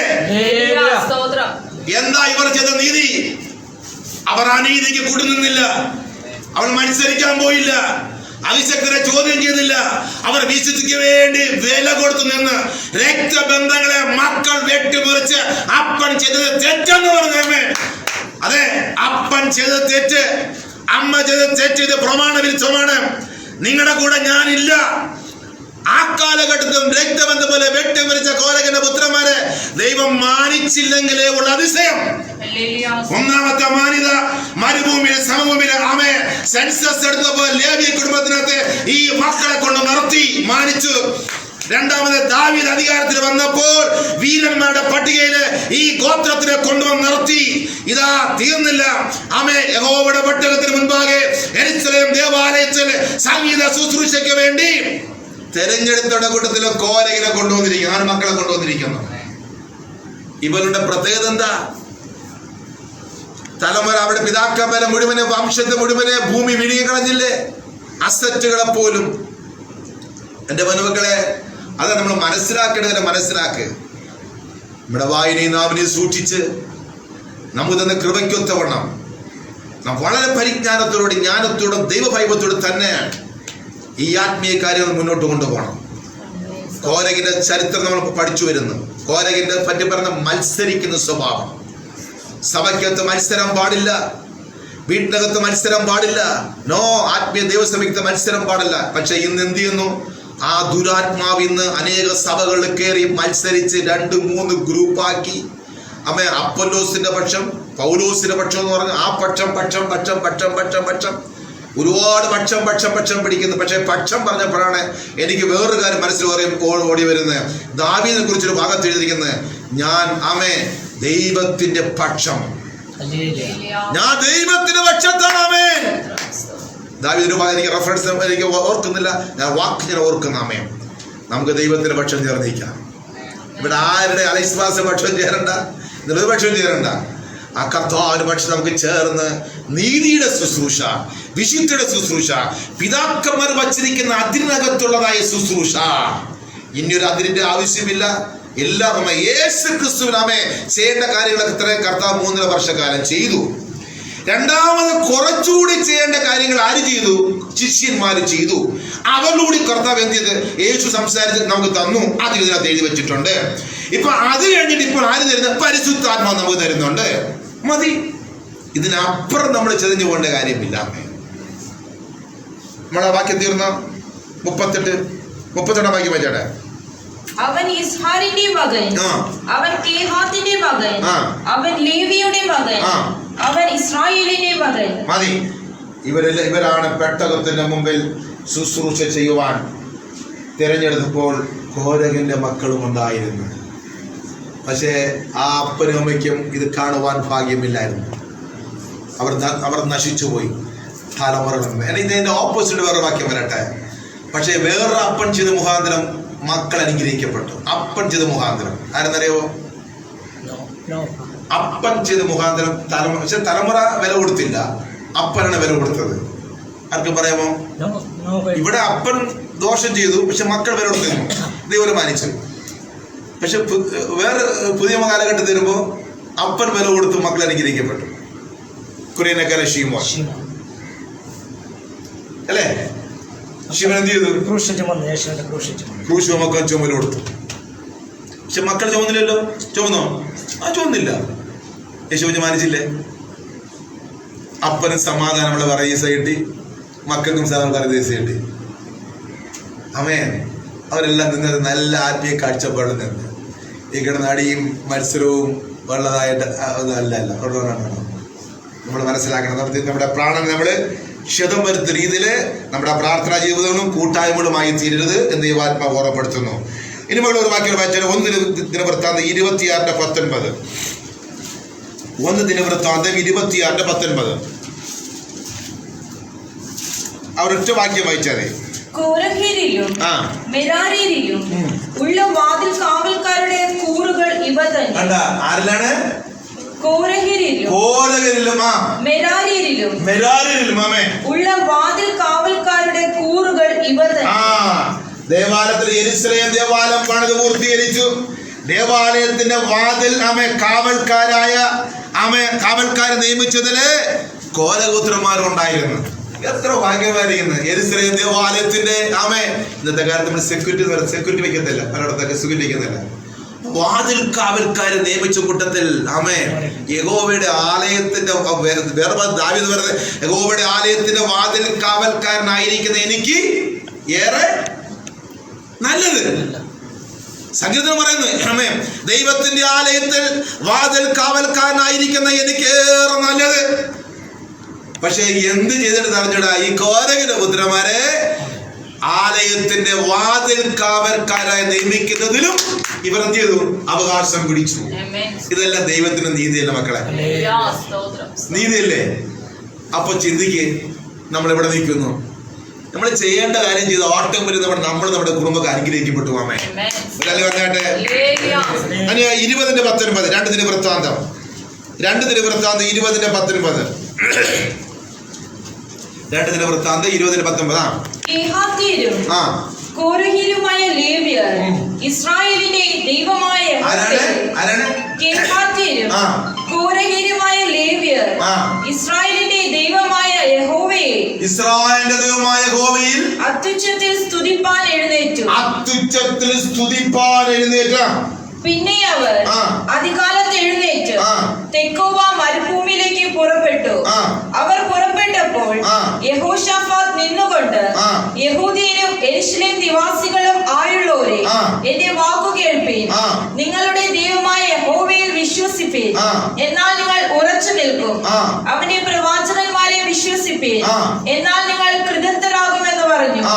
പിന്നെ അവൻ ജനത്തോട് ആലോചിച്ചിട്ട് വിശുദ്ധ അലങ്കാരം ധരിച്ചു സൈന്യത്തിന് മുൻപിൽ നടന്നുകൊണ്ട് വാഴ്ത്തുവാനും യഹോവയെ സ്തുതിപ്പീൻ, അവന്റെ ദയ എന്നേക്കും ഉള്ളതല്ലോ എന്ന് ചൊല്ലുവാനും യഹോവയ്ക്ക് സംഗീതക്കാരെ നിയമിച്ചു. അവർ പാടി സ്തുതിച്ചു തുടങ്ങിയപ്പോൾ ദൈവത്തെ പാടി ആരാധിച്ച് സ്തുതിച്ചുകൊണ്ടിരുന്നപ്പോൾ യഹോവ യഹൂദയ്ക്ക് വിരോധമായി വന്ന അമ്മോന്യരുടെയും മോവാബിയരുടെയും സെയീർ പർവ്വതക്കാരുടെ നേരെ പതിയിരിപ്പുകാരെ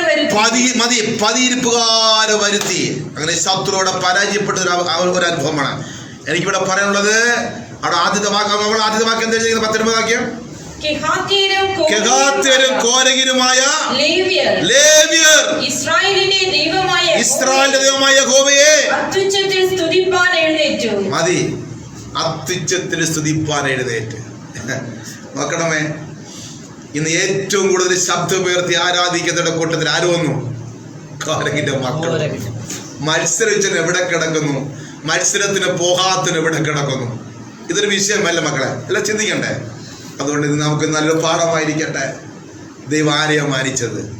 നീതിക്ക് വേണ്ടി പോരാടി നിൽക്കുന്നവനെ, നീതിക്ക് വിശുദ്ധിക്ക് വേണ്ടി ലോകത്തെ പകച്ചു നിൽക്കുന്നവനെ, രക്തബന്ധങ്ങളെ പോലും ഓർക്കാതെ വേണം എനിക്ക് എൻ്റെ കർത്താവിനെ മതി എന്ന് പറഞ്ഞ് വില കൊടുത്ത് നിൽക്കുന്ന തൻ്റെ കുഞ്ഞുങ്ങളെ മാനിക്കാതിരിക്കുമോ?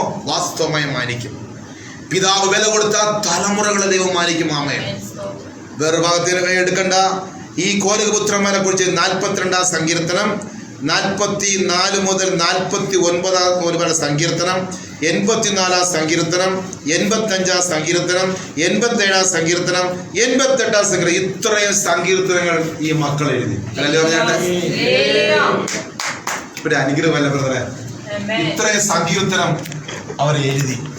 ഇന്ന് നമ്മൾ ആ സങ്കീർത്തനം, എത്രയോ സങ്കീർത്തനം നമ്മൾ ധ്യാനിക്കുന്നു. ഇവർ കൊടുത്ത വില എന്താണ്? ഇവർ ജീവപുസ്തകത്തിന്റെ പേര് പ്രാപിച്ചെടുക്കുവാൻ കൊടുത്ത വില എന്താണ്? അവർ വെട്ടൊന്ന് തൊണ്ട് 2 പ്രമാണത്തിന് വേണ്ടി നിന്നു. മോശയുടെ കൂടെ ദൈവമുണ്ടെന്ന് മനസ്സിലാക്കി മോശയുടെ പക്ഷത്ത് മക്കൾ മാറി. പക്ഷെ ഒരു കൂട്ടരോ മോശയ്ക്കെതിരെ പുറത്തു. അത് തകർന്നു വീണിടയുണ്ടായി. നമുക്ക് മുന്നോട്ട് പോകുമ്പോൾ നമ്മൾ ഒരുപാടിനെ കാണുവാനും കേൾക്കുവാനുണ്ട്. എൻ്റെ പൊന്നുമക്കളെ, അവിടെയെല്ലാം കോരഹിന്റെ മക്കൾ എങ്ങനെ ആയിരുന്നു? നമുക്ക് അങ്ങനെ ആയിരിക്കാം. കോരഹിന്റെ അപ്പന സഭ നമുക്ക് ആർക്ക് വേണ്ട. അവര് കൂടെ പലരും ഉണ്ടായിരുന്നു. മക്കളെ, കാര്യങ്ങൾക്ക് പലപ്പോഴൊക്കെ കാണുമാമേ. അവസാനം ദൈവത്തിന്റെ ന്യായവിധി വരുമ്പോഴാണ് നമ്മൾ തകർന്നു പോകുന്നത്.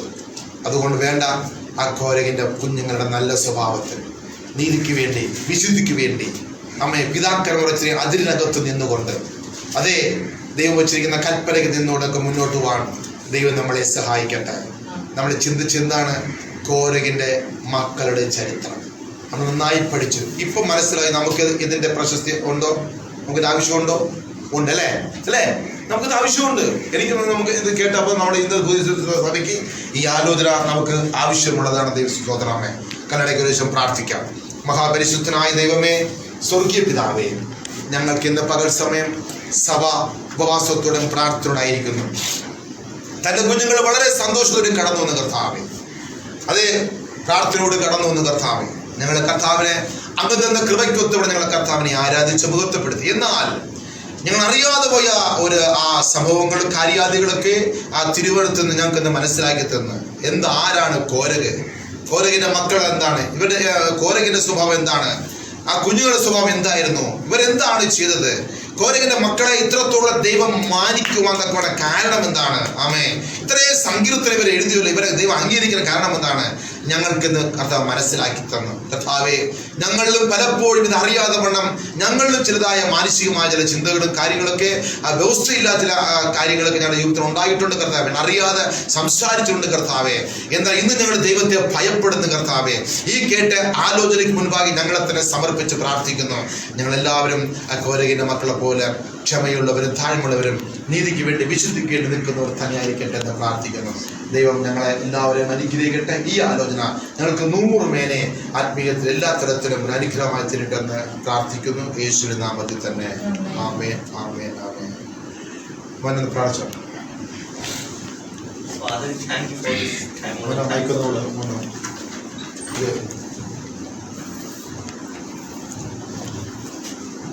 we thank you for your loving kindness and mercy upon our lives, Lord.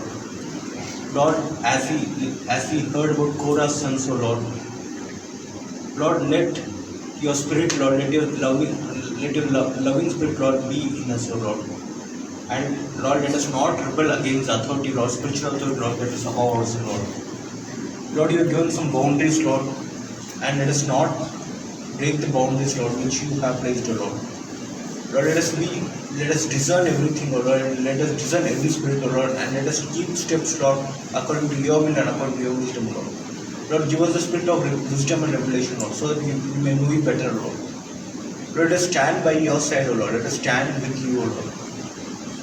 And Lord, if we find anything unrighteous, Lord, let us not stand with unrighteousness, Lord. Let us not give false testimonies, O Lord, but Lord, let us be with you, O Lord, and let us stand firm, Lord, until the end, O Lord. Lord, make us to stand firm, O Lord. Make strengthen our feeble legs, O Lord, and Lord, let the Spirit, Lord, take us forward, O Lord. And Lord, give us the spirit of discernment, O Lord, so we may discern every spirit, O Lord, and let us test every prophecy, every spirit, O Lord, which is out there, Lord, and which we are going to face, O Lord. Lord, help us to be humble, O Lord. Lord, give us a spirit of humility, Lord. Lord, let us learn from Christ, Lord, to be humble And Lord, let us take His yoke upon us, O Lord, so that Your name be glorified, O Lord. Lord, I submit this service, Lord. I submit the word, Lord.